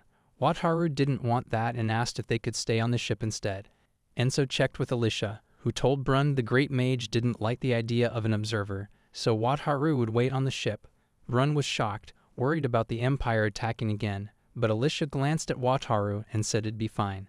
They went into the city without Wataru and the girls, and the streets looked mostly untouched. The Lord Justin Duca was told that Gisola's members had arrived and wanted to praise them for their amazing win against the Imperial fleet. Usually he'd give them all rewards in the audience room, but war changed things. Alicia thanked Justin for his kind words, and he asked if they could tell the Great Mage who helped them win to come forward. Alicia didn't expect him to bring up Wataru so soon and knew she had to be careful not to reveal too much about him. Wataru didn't want to get involved in any way, so she mentioned that they had hired the Great Mage to help defend Luca or assist with evacuation if it became necessary. She said sorry and told them that because of their agreement with him, they couldn't share any details about him. Justin asked what exactly assistance with evacuation meant, but she couldn't give an answer to that either. Then Justin wondered if they could count on the mage to work with Luca. Alicia replied that they shouldn't expect any help beyond what was in their contract. After taking a deep breath, Justin informed Alicia and the Gisola members that the Brazia Kingdom was in serious trouble right now. He asked them to pass a message to the Great Mage, requesting his help. He explained that Luca wasn't the only place under attack. The royal capital of the Brazia Kingdom was also surrounded by Imperial forces. Once their discussion with Lord Justin ended, Alicia and Dorotha got ready to go back to the ship and deliver the Marca's message, while Claretta, Irma, Kara, and Marina made sure their families were safe. Wataru couldn't hide how shocked and worried he felt about the news. Alicia shared that Fort Lorne, a key fortress protecting the Brazia Kingdom, had fallen because Count Dupi and Count Juma betrayed them. Everything was a mess, and no backup could reach Luca. Luca was managing to hold out, but the Brazia Kingdom was struggling overall, which put Luca in danger too. Alicia said there wasn't much more he could do, and she added that Marcus Duca had two requests. First, keep the port safe so it wouldn't have to close again, and second, get food for Luca's citizens. Wataru didn't mind helping with food supplies, but keeping the port open sounded like a long job that might pull him fully into the war, which he didn't want. So he suggested just evacuating their family and friends instead. Alicia and Dorotha were strongly against this idea. Wataru expected their reaction and said that if they told him where to find the food Luca needed, he could arrange it.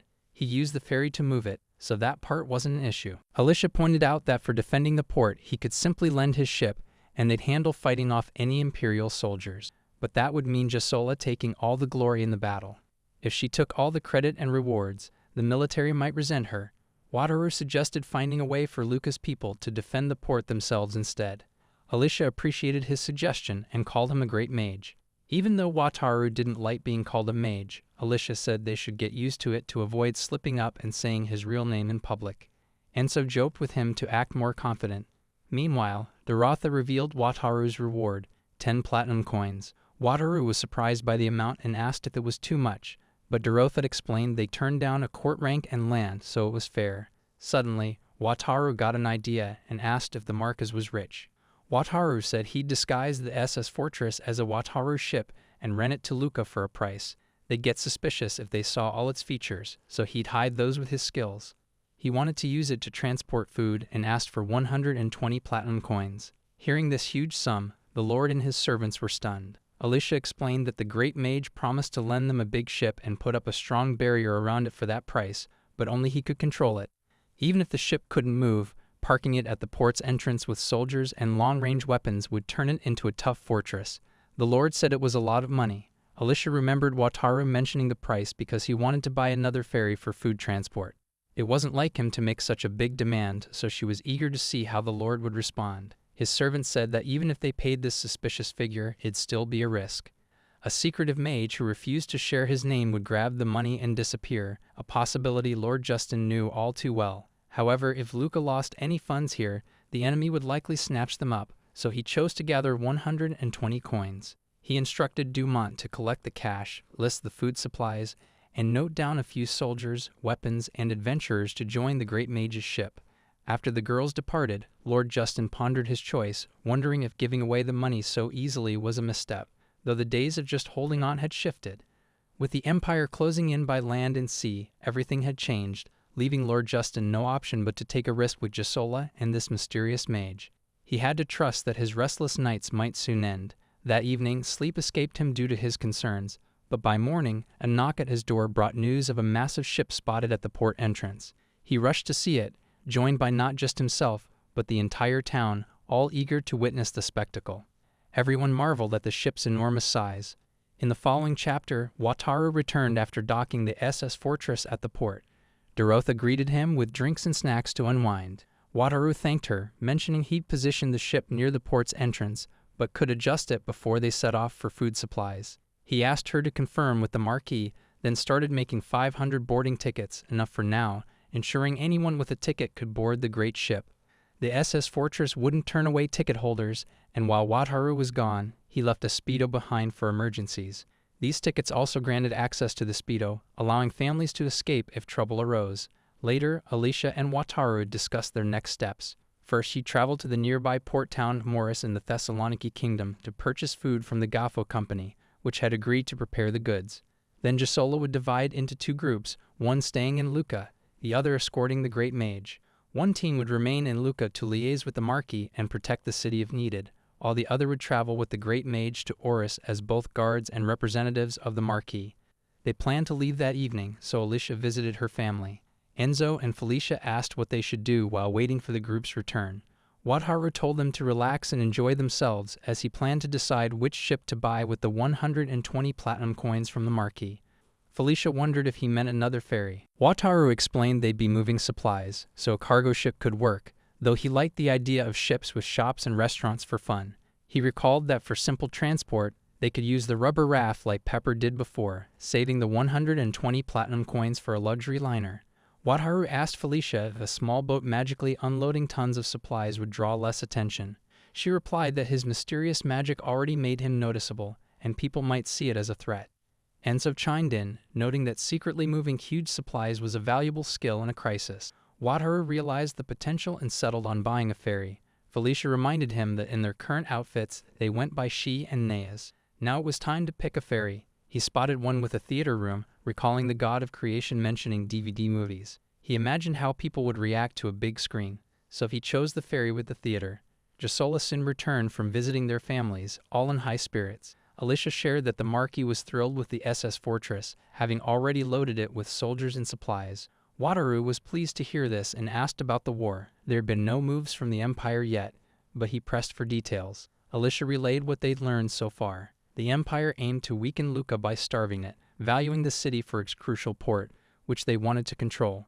Although they couldn't fully block off the city, she warned they might soon use stronger tactics. Lucca, however, stood resilient, with defenses already in place to handle any assault.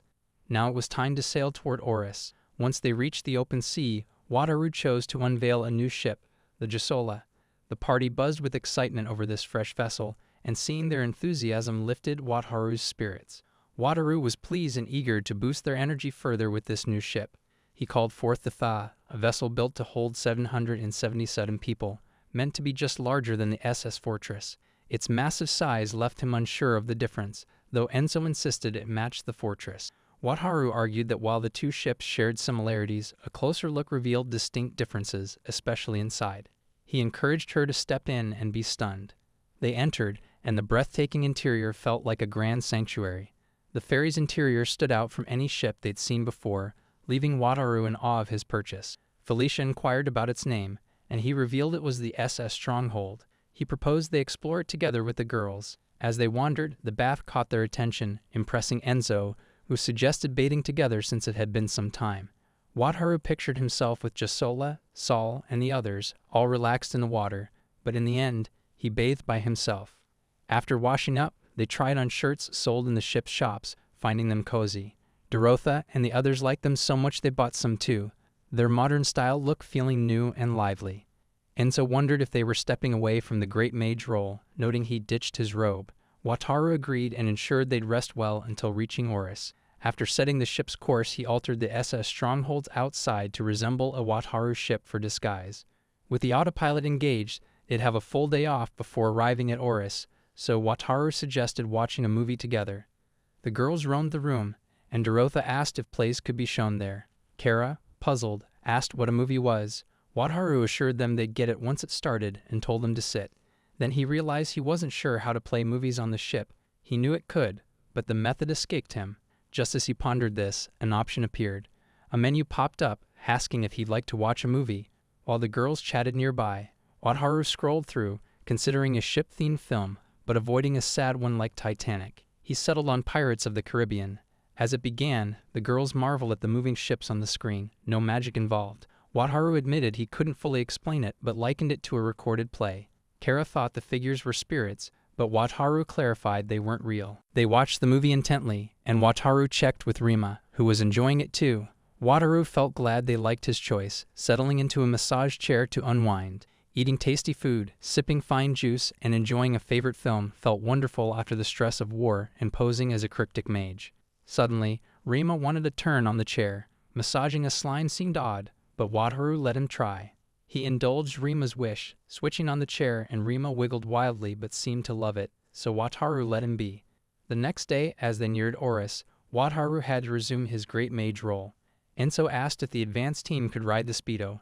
Dorotha suggested that before docking the SS Stronghold, they should meet Oris's lord first. Wataru agreed, knowing an unknown ship could spark chaos and trouble, and he regretted the potential confusion. Wataru got careless because he didn't realize a ferry would attract too much attention, so 2 hours after NES and the others departed, they reached Oris, where a crowd stared at them. Though it wasn't unusual due to the ferry Marina had summoned, she called for a great mage and offered to take him to the Goffredo Company, mentioning she'd already notified them about his arrival. Wataru checked with Dorotha, who said she was busy with the Lord of Oris, and their discussion might drag on for some time. Wataru then chose to handle the food supply talks himself.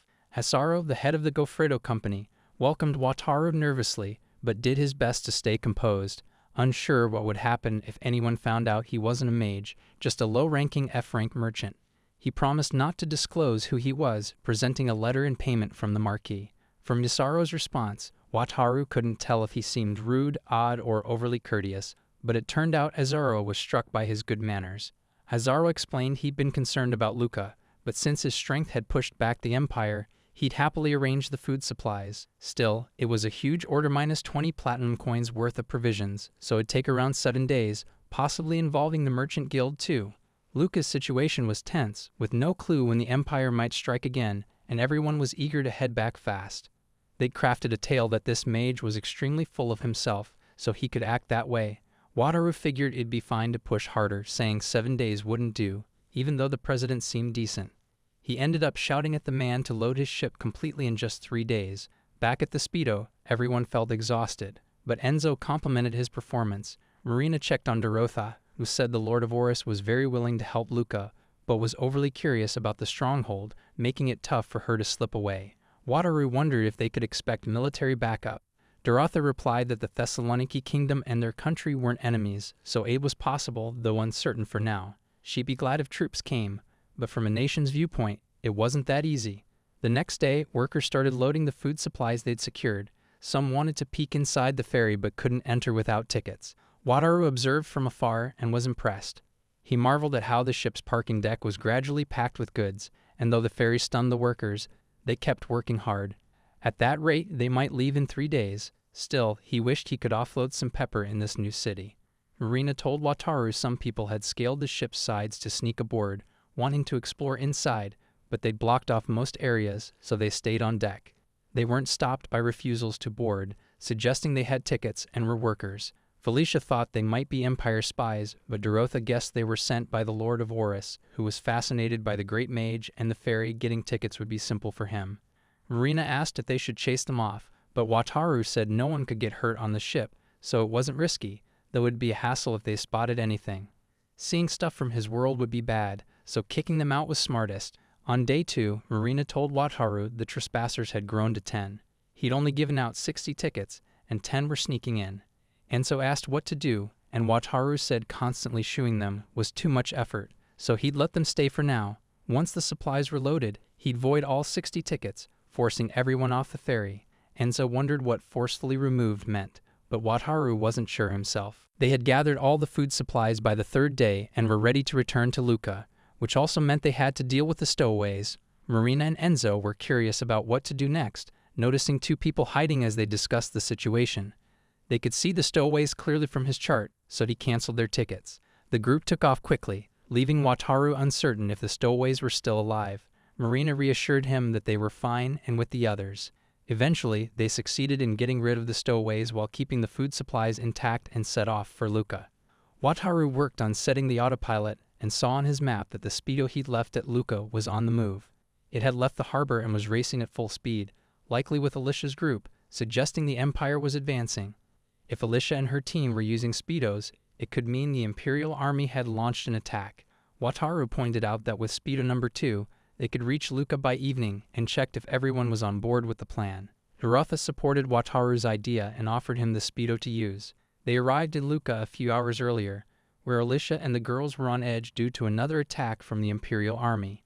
A soldier reported seeing 2 big magic ships and 5 medium ones from the Imperial Navy, along with news of more ships heading toward Lucca. The Marquis was busy in a war council meeting, so they had to hold off for the time being. Claretta warned that the Imperial Navy would arrive before the Great Mage returned, and Alicia nodded in agreement. Alicia explained that the Marquis was gearing up for a counterattack, but the Empire had more ships ready to deploy. She suggested they might need to fight using the speedo too. Claretta quietly asked Alicia if she planned to evacuate her family with a ticket from the Great Mage.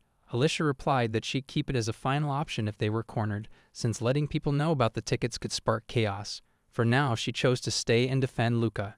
Irma pointed out to her that they were still a small group facing tough odds. With just the 3 of them, Irma noted it would be harder to take down the large and medium ships compared to before. Alicia proposed using the Great Mage's ticket to bring a skilled soldier onto the speedo, but Irma cautioned that the Great Mage might not take kindly to them using it that way. If he got upset, he could abandon them, leaving Lucca doomed. Alicia hesitated, but they still needed a way to handle a large magic ship on their own. Claretta told them they were too focused on sinking ships and explained that once the sorcerers and company returned, the fight would practically be won. They just had to buy time until then. Alicia and Irma were caught off guard, not realizing stalling was an option they could manage. A soldier then arrived, telling Alicia that the Marquis wanted to see her. Back in the moment, Alicia, Irma, and Claretta were moving toward the Imperial fleet. Alicia said they'd locate the enemy and charge in, targeting their smaller magic ships.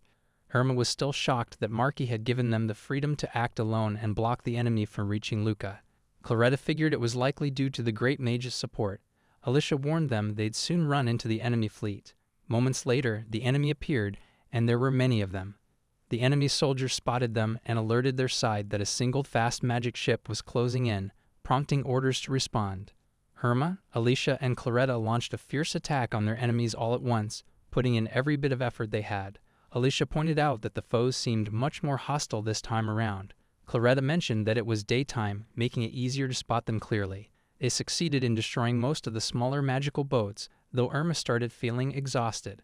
Alicia encouraged them to keep pushing forward just a little more. Out of nowhere, a massive unknown force ripped the biggest magical ship apart, causing the girls to flee in confusion, desperate to figure out what had just happened. Irma believed the powerful strike came from one of the Empire's huge ships. Alicia wondered if Claretta thought it might be light magic, but Claretta replied she'd never encountered or learned of such a thing. She suggested it could be a rare gift, a divine ability granted to certain individuals. Irma was stunned, noting it reminded her of the Great Mage's ability to summon ships. Alicia realized they'd faced no issues with magic or monster assaults until now, but this ship might resist special powers.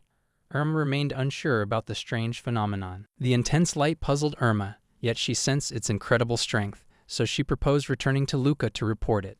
As they escaped, the onlookers cheered and praised Tonino. Tonino, full of pride, boasted about his unique laser beam skill, claiming it could cut through anything. Back in Luca, Alicia discovered details about this laser beam. The Lord explained it was a special ability that had demolished the Navy headquarters. Dumont agreed, confirming this fearsome beam of light was undeniably powerful. This beam could slice through thick stone walls effortlessly, though it apparently couldn't be used repeatedly. Yet it remained a daunting skill. Lord Justin decided they needed someone skilled in barriers and immediately called for a war meeting, requesting Gas to join. After leaving the Lord's chamber, Alicia sighed, feeling more worn out from dealing with leaders than from combat. Irma asked how the talk went and what their next steps were when the Empire's fleet returned. Alicia explained they'd station a barrier expert. This barrier specialist would guard the harbor, while Luca's navy hid behind the fortress, waiting for the Empire's move. They were the strike team, tasked with targeting the large magical ships once battle began, though Claretta warned it'd be tough with only the three of them. Unexpectedly, Dorotha, Marina, and Kara showed up. Alicia asked if they'd secured the food supplies and if the Great Mage was back. Dorotha said the mage was still traveling, and Kara noted he'd seen odd activity in Luca. That's why they hurried back ahead of the ferry, which was due with supplies at night. Alicia felt uneasy about the timing since the Imperial fleet was closing in on Luca now, and though they tried to stall, the enemy would likely arrive at night too, just like the supplies. Dorotha had predicted this clash and said they were racing against the speedy enemy, meaning the ferry might cross paths with the Empire. Dorotha encouraged them to warn the Great Mage. Claretta questioned if she was certain, given their recent return. Dorotha, energized from eating plenty on the ferry, assured them she was ready.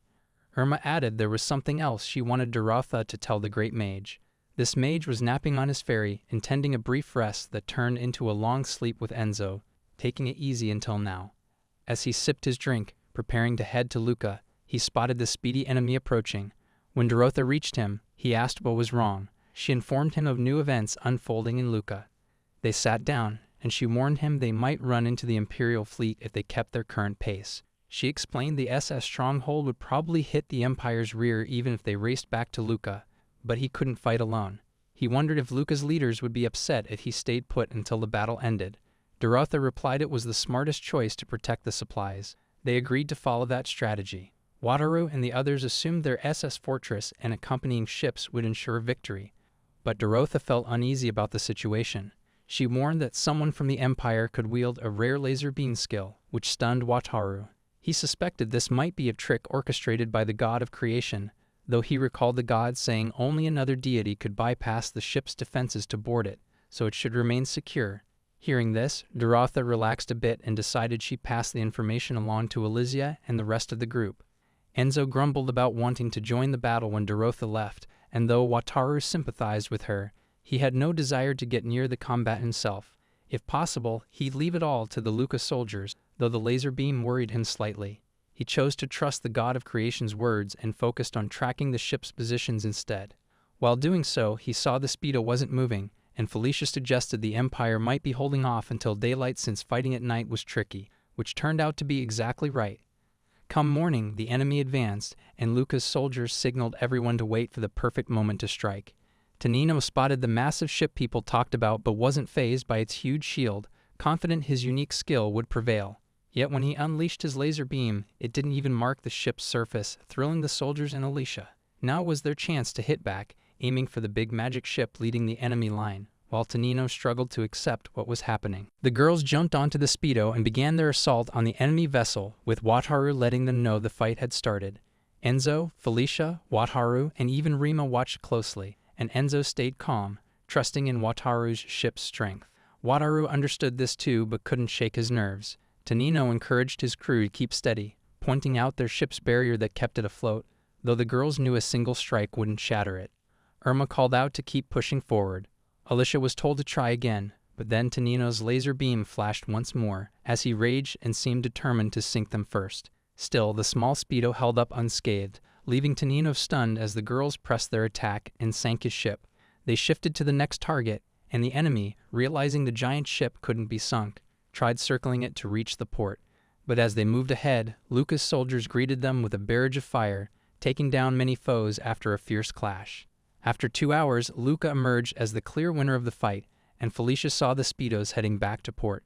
Wataru finally felt at ease, and Lord Justin, in high spirits, thanked everyone for their hard work, giving special credit to Captain Dumont for guiding the troops.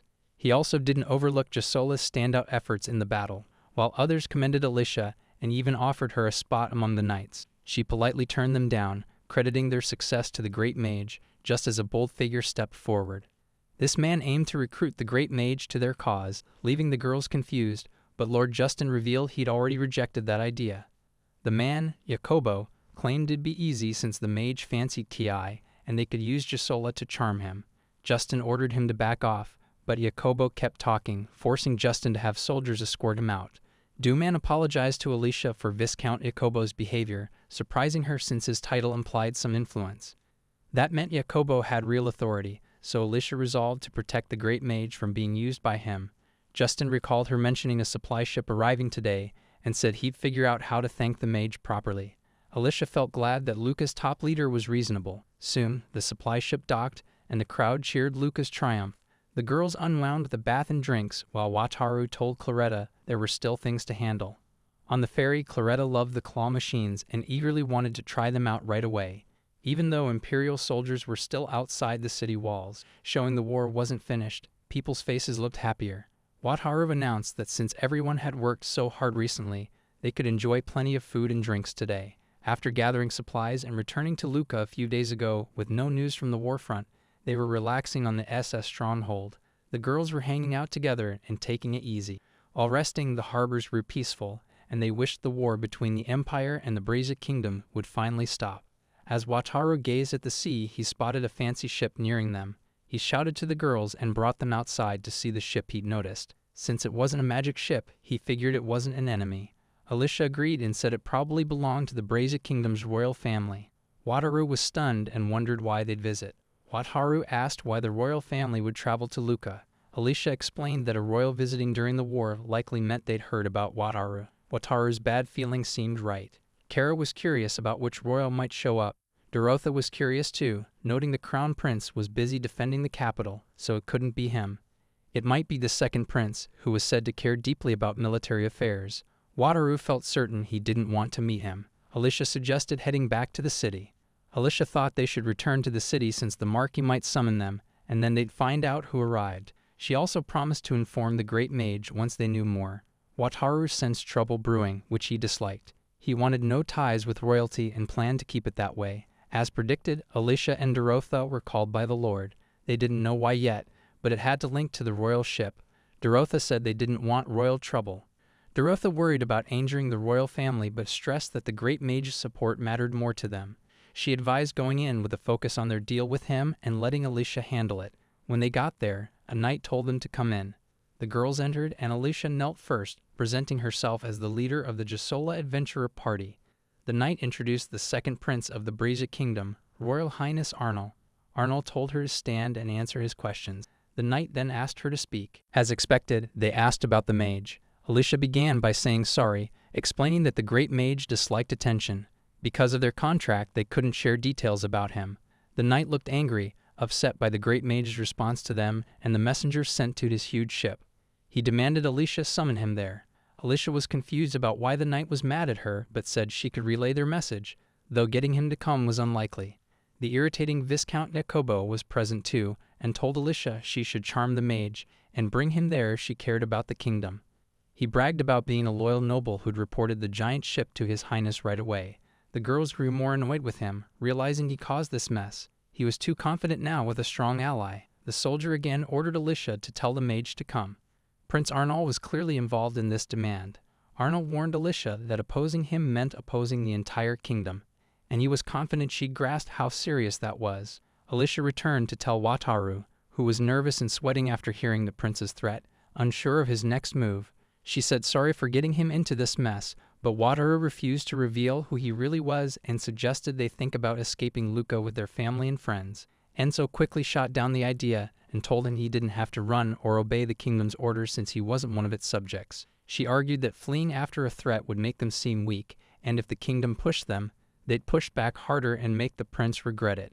Wataru wasn't convinced, but Enzo pointed out that his power was now known across borders due to the war, and soon everyone would be digging into who he was. Wataru agreed that returning to the southern city might lead to trouble. Enzo explained that if rumors spread about him being the mage and dangerous when provoked, people would hesitate to challenge him. It was a bold idea, and Wataru wasn't fully on board since it was so extreme. Enzo despised those who relied only on their status and wanted to leave the prince and his knights stunned. Wataru wondered if the prince would actually fear a threat from someone like him. Enzo was certain he'd be terrified if Wataru called up a fairy right above the castle walls. She was thrilled about this mischievous scheme, so Wataru handed her Rima to hold and settle down a bit. Irma suggested that if he just wanted to scare the prince, a bluff would do, and she wrote a note for him. It said the prince of a crumbling nation wanted to fight him, confirming his suspicions, and if death was what he sought, he'd happily provide it. Wataru was stunned by her words and couldn't believe she expected him to send it. Wataru asked if they were sure the note was safe to send, and Felicia reviewed it, saying it was a bit much but made him sound incredibly strong. Wataru wasn't certain how to handle a reply like, "I dare you." Irma proposed blocking Luca's harbor, where one of the prince's ships was, betting he'd cave right away. They'd come to aid Luca, but now they'd threaten the prince by holding the city hostage. If he just left, the Empire's fleet might return, so this seemed like a smarter choice. Wataru decided to try the letter, figuring he could flee if things got bad. Then he noticed Alicia looking serious and asked if something was wrong. She wanted a private talk, and Wataru suggested his room, which she agreed to. On the way, Wataru grew anxious since she stayed silent with a tense face. Her serious demeanor kept Wataru wondering what was up as they reached his room. He offered her a drink, but he was shocked when she bowed and apologized. Flustered, he told her to stand up, unsure why she felt the need to say sorry so suddenly. Alicia explained it was for pulling him into the war, knowing he hated the spotlight, yet she used his kindness anyway. Because of her, he was now clashing with the royal family. Wataru understood she blamed herself for the prince's situation, but he felt it wasn't his kindness being used, it was his own silly hesitance on Gisola that got involved. When Alicia apologized again, he reassured her it was okay, and that he'd wanted to help, but he added that the original payment they'd settled on wasn't enough anymore, so she asked what else they could offer. When Alicia offered to do anything for him, Wataru's thoughts turned playful, though he knew he couldn't voice them. She reached for his hand and encouraged him to speak freely, making him wonder if she was trying to charm him into joining her side. Unsure if he should share his desires, he hesitantly admitted he'd imagined something bold to request. Alicia's lack of reaction left Wataru mortified, so he quickly asked her to leave the room. Flustered, Wataru told Alicia to pretend he never spoke, feeling hesitant despite arriving in a new world with a weak skill. This embarrassment hit him harder than anything before, so he decided to vent by having Gisola deliver a menacing letter to the prince. The prince and his knight were outraged upon reading it, seeing it as a war threat. When the knight questioned Alicia about the letter, she coolly said she didn't know its contents. The message to Lord Justin warned of blocking Luca's harbor. Before they could process the letter's impact, another knight rushed in, announcing that the mage's huge ship was heading toward the harbor center. The prince grew anxious, fearing an attack on his life, while the knight dismissed it as a trick. Alicia enjoyed their distress as Lord Justin warned the prince that sealing Luca's harbor would ruin the city, suggesting they mend ties with the mage. Viscount Jacobo, meanwhile, kept pushing the idea of using Gisola to win him over. Jacobo might be the trickiest one yet, since Alicia noticed Wataru's soft spot for women after their awkward moment. If threats against their family arose, they might have to ditch Luca and flee. The prince panicked, doubting a mage who had threatened him would fall for a woman's charm. The knight asked for a plan, then suddenly grinned at Alicia, saying the mage must have misread his intentions. He offered to reward the mage handsomely if he'd join them. The prince wrote a new letter and asked Alicia to deliver it, surprising her with his swift shift in tone. She took it to Wataru, and Enzo read it too, but stayed furious, insisting her master wouldn't forgive the prince. Wataru, though, was fine with making peace. Alicia sensed the prince wasn't ready to surrender yet. He still aimed to win over the mage. Enzo then proposed demanding an apology to make the prince realize the mage's power. Shockingly, they followed Enzo's idea and sent the prince a letter with two options: die with Luca or publicly beg for mercy. As Enzo wrote it, she vowed to make him regret crossing the mage. The prince replied fast, but predictably he dodged the demands, offering a court rank instead. Wataru asked the girls for advice since it was a sort of apology. Enzo felt he hadn't learned his lesson, and Irma suggested waiting him out until he caved. Everyone was tough on the prince, and rightly so. He'd threatened them out of nowhere and tried forcing the mage to obey him, clearly the villain here. Thus began a standoff. Wataru ignored the prince's letters, and when the knight visited their stronghold, he ignored him too. The knight started loud and proud but soon quieted down, eventually stopping his visits altogether. With the prince still refusing to kneel, Wataru wasn't sure how this would end. He caught the girls glancing out the window and asked what was up. Outside, the Imperial army had arrived, all striking characters. Felicia explained they'd come to understand the situation. Regarding his conflict with the prince, it appeared they were trying to enlist him, but when he confessed that the stunning Alicia's face intimidated him, he quickly assured them he'd never turn against the kingdom to join their side. It stung to have his vulnerability to women revealed so openly, and he wished this pointless argument with the prince would just stop. The prince discovered that the Empire had reached out to the mage, and the Lord suggested they should express regret to him for the people's sake, though this caught the prince off guard. He stormed out of the room, announcing he was heading to his quarters. As he walked, he caught snippets of the knights discussing the food supply, mentioning a street rumor that blamed the prince for upsetting the great mage. There was even chatter about plans to catch the troublesome prince, which left him stunned. A knight encouraged the prince to let them arrest the soldiers spreading such talk, and he suspected the Marquis might be the one plotting his death to shield Luca. In the end, they resolved to handle it discreetly. They planned a quiet getaway, but while preparing the ship, they didn't expect a lookout to spot them. Their vessel was damaged, leaving them no option but to head back to shore. Wataru wasn't certain if striking at them was wise, but Irma felt secure since their ship had a shield that kept it from going under. The prince returned to the shore, humiliated, and the lord approached, questioning if he meant to ditch Luca and flee alone. He attempted to justify himself by explaining his intentions. He claimed he was aiming to meet the mage face to face. The following day, it was declared that the prince would issue a public apology, and a crowd gathered to witness it. He finally appeared, and Wataru and the girls observed from the ship. Surprisingly, the prince lowered himself before Wataru, expressing regret for his actions. Word of this moment soon traveled across the continent, and Wataru gained fame as the mage who brought a prince to his knees with an apology. Now he couldn't risk anyone uncovering his true identity. After Arnold's impressive apologetic gesture, Wataru ended the port blockade. The royal family swiftly departed Lucca, leaving Viscount Jacobo at the port. Later, the Duke summoned Jacobo and punished him for overreaching and defying him. The girls expressed gratitude to Wataru for all he'd done, and he admitted that since the second prince showed up, he'd often considered escaping. He credited everyone's efforts for this outcome, noting that while things seemed to return to normal, the conflict wasn't over. The war was far from finished, and as they sat together, Wataru asked what their next step should be.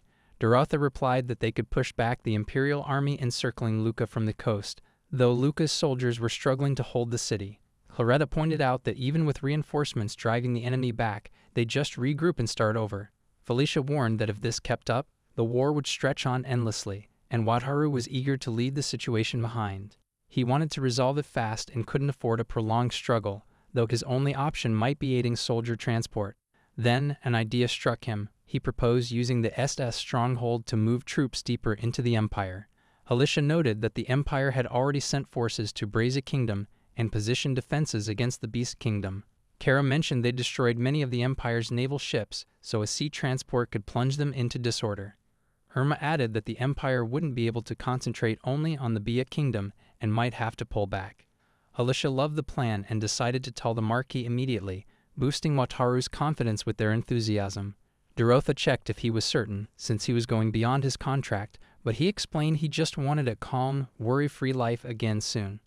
The stronghold could carry people, and they could leave the rest to the Marquis. Alicia went to update the Duke, who seemed cautious about the developments. Since the prince arrived, all the news had been bad, and he couldn't stop it from happening. He was surprised to learn they wanted to send soldiers to the Empire using ships. He thought it was a smart plan, but wondered if the mage would join the fight. Alicia told him the mage would only handle getting the soldiers there, providing a fast magical ship for the Jasola party. He got what she meant, but he knew he wasn't skilled enough to gather troops himself, so he chose to act. He decided to send a message to the Crown Prince, who was Prince Arnold's older brother. She worried this might cause trouble. The Duke couldn't promise it would be fine, but he believed the Crown Prince was very smart and would make the plan work. He asked her to tell the mage this. A month later, Wataru was with the girls and heard how clever the Crown Prince was. He agreed to help, but he was stunned by the huge army their allies had put together. The force was 100 times larger than he pictured. Alicia showed them a big magical ship from the Brazia Kingdom, alongside the naval fleet from the Thessaloniki Kingdom. Clara said soldiers from the Beast Kingdom had arrived too. Reinforcements were already set up, and Alicia was amazed at how fast the Brazia Kingdom and Thessaloniki Kingdom formed their joint army. It was so much that Wataru began to feel nervous. Felicia spotted the prince's ships, but it looked like the second prince was involved. The second prince was stuck under house arrest, locked away at the time. They guessed this had to be His Highness, the Crown Prince Tamamori. Tamamori learned they were docking at the port of Lucca. He saw the mage's famous ship and felt better knowing they had allies. When Prince Tamamori stepped off his ship, he greeted Wataru and the girls with a bow. They were surprised by his good manners. It seemed the Marquis was right. The second prince wasn't what they thought, but Wataru still felt uneasy. The troop transport idea he'd suggested had grown into a massive mission. The allied forces of the Brazia Kingdom, Thessaloniki Kingdom, and Beast Kingdom now aimed to take the Imperial Navy headquarters. It had become a huge operation, and the Crown Prince himself came to Lucca to lead it. To make up for things, Alicia got 10 platinum coins and an apology letter from the Crown Prince. He was shocked by how much money that was, especially with the Crown Prince's great skills. Under the Crown Prince's steady guidance, the operations preparations moved forward smoothly. After everything was ready, Enzo told Wataru that all 5,600 Beast Kingdom soldiers were on board. It was time to head to the Empire and finish the war. The combined fleet of 3 nations left Lucca, slowly sailing toward the Empire with their ships. The beast folk on the stronghold were thrilled as the battle got closer. Wataru stayed on the bridge most of the time to keep to himself. He avoided the beast folk since the ship's skill hid the restaurants and shops. He reached for instant noodles and DVDs to unwind during the trip. After 21 days at sea, the Allied fleet reached the Imperial Navy headquarters. As expected, the Imperial ships were lined up and ready for them. Lucca had been a mess while preparing for the trip, so Wataru thought the Empire might have heard about it. There were far more ships on their side than he'd expected, but Alicia pointed at one ship and spoke up. It must have been a noble's luxury ship, Wataru thought, since the other magic-powered vessels were just as eye-catching. This suggested the Imperial Navy had run out of proper warships and had to borrow from nobles and royals, a sign their fleet was close to falling apart. If that was true, Wataru figured this could be the last naval clash. He wondered aloud if they should join the fight using the speedboats, and Alicia nodded in agreement. They jumped into the battle, with the Crown Prince commanding all ships to charge at full speed. While the fight raged on, Wataru stayed inside. Outside, a fierce battle unfolded, but dwelling on it too much would drain him, so Wataru chose to watch a DVD to unwind. Despite his efforts, he couldn't shake his concern about the chaos beyond the walls. Then he heard footsteps. Enzo walked in. He asked if the fight was done, and she told him it was a hesitating win. But the enemy was now planning to strike the base, so they needed the Beast Kingdom soldiers to land and prepare for a ground fight. Wataru couldn't focus on his DVD at all and just wished for it to end. 3 days later, the Beast Kingdom's troops had seized the Imperial Navy base, thanks to their hard work. Jasola, who claimed all the glory from the sea battle, didn't join the land effort. Wataru thanked everyone for their dedication and asked if anything was wrong. Alicia reassured him that all was well and thanked him in return. Wataru suggested they have tea together in the room. As they sipped their drinks, Alicia and Wataru chatted. He asked about the Allied forces' next move, and she explained their plans. The Crown Prince aimed to turn this base into the Alliance's main stronghold, Alicia said. They'd asked Wataru to move the wounded and bring 10,000 more soldiers. There was also a victory party planned for that night, and they hoped he'd attend. Wataru said he couldn't make it, which didn't shock her. She mentioned the Crown Prince had expected his refusal anyway and handed over an elegant box for Wataru. Given his role, he couldn't brush off the Crown Prince's needs, so he agreed to handle the task. For the next month, Wataru took charge of moving the wounded and soldiers. The Allied base grew stronger each day with more troops and magic-powered ships. During this period, the Allied fleet hammered the Empire's coastline, reportedly sinking most of its warships and wrecking its ports, which could shift the war's direction. Felicia asked if he'd met the Crown Prince's demands, and Wataru confirmed they'd completed everything required. Now it was time to move on. They set off back to Lucca, and on the ship, Wataru started enjoying. The past few months had been a blur since the Crown Prince showed up, but now he could finally take it easy. It'd been ages since he'd had a calm moment like this, and the girls seemed to enjoy it too. Wataru hoped the war would wrap with soon so they could buy that fancy cruise liner they'd been eyeing. A week later, as they neared Lucca, he spotted Marina while walking. She told him Lucca was in bad shape. Stepping outside, Wataru asked what was happening. The girls pointed toward Luca, and when he looked, he saw a crowd cheering and waiting for them. Wataru wondered if it might be a festival. The girls thought so too. People greeted Wataru and Gisola, explaining that Luca had been fully freed from the Imperial army at last. Hearing this, everyone embraced, tears of joy in their eyes. With the war's end confirmed, Luca's people were noticeably happier, and Elijah stood out in the moment. Elijah was the first to catch that the Duke had summoned the group again. He told them their success with the combined fleet was widely recognized. He thanked them and shared his deep gratitude. Elijah thanked him back, noting they'd leaned heavily on the Mag's power, which was the Duke's biggest triumph. He asked Duman to update the girls on things. Duman explained that the Imperial army had encircled Luca, but after the Mag's second troop drop, they'd pulled back right away. They chased them on horseback and discovered that the Imperial army had teamed up with a big group along the route. This big group appeared to be the one attacking the royal capital. The Imperial army kept pulling back until they reached the Rukan fortress, where they were now strengthening their defenses. Eliza thought the royal capital might have been freed too, and Dumont agreed with her, adding that they were quickly sending supplies to rebuild the royal capital. From now on, the Beast Kingdom would focus on helping out. The Beast Kingdom planned to strike the Empire's border, while the BR Kingdom would probably try to recapture the Rukan fortress. Alicia felt relieved that Luca wouldn't face danger again. The Duke mentioned it would be comforting if the fortress ship stayed, so he asked her to talk to the mage about keeping it. She expected this request, but knew Wataru wouldn't agree, so she explained that the mage wanted his ship back soon. Meanwhile, Wataru's ship was surrounded by people. Crowds gathered around Wataru's ship, begging to come aboard. He understood they wanted a ship but was curious why they weren't scared of him. Kara told him he'd become well-liked in the city, and Claretta listed all the good things he'd done for the people. Dorotha arrived and said the preparations to return the ferry ship would be ready by tomorrow, asking for a bit more patience. Wataru wondered what their next step should be. Once they got the ferry ship back, they'd sail to the open sea and head south. When they neared the southern city, they'd switch to a smaller ship after dropping everyone off. He intended to leave the city in about a month. Alicia asked if it was fine to say Wataru introduced her if someone in the southern city asked about his other identity. Wataru said the mage had gotten so famous that he might face questions too, but he'd say he met the mage on his travels and introduced them to Gisola. Alicia apologized for the trouble she caused, but Wataru told her not to worry and said he'd handle it. He'd say he bought some pepper again and earned a lot of money. For now, he told everyone to relax and enjoy a calm trip to the southern city. But Alicia kept thinking about it, wondering if just paying him was enough since he'd done way more than they expected. She saw Irma and wanted to talk to her the next day. The group left Luca, and Wataru reflected on how much had happened. His alter ego had become more famous than they thought, but they'd earned lots of platinum awards. The Marquis and the Crown Prince gave them those awards, and they were closer to getting the luxury liner, so things weren't bad. Now he was thrilled they were finally free. When it was time to say goodbye to everyone, Alicia and Wataru thanked each other for everything. He said they'd bring the promised money after returning from the southern city, but then he noticed Irma and Alicia talking. Suddenly, Alicia reached for his shoulders and gave him a warm farewell. She wasn't the only one. All the Gisola members did the same. Everyone in Gisola Playful pecked Wataru to thank him, and Irma went last, making sure to tease him before they left. Wataru felt like all his hard work had paid off.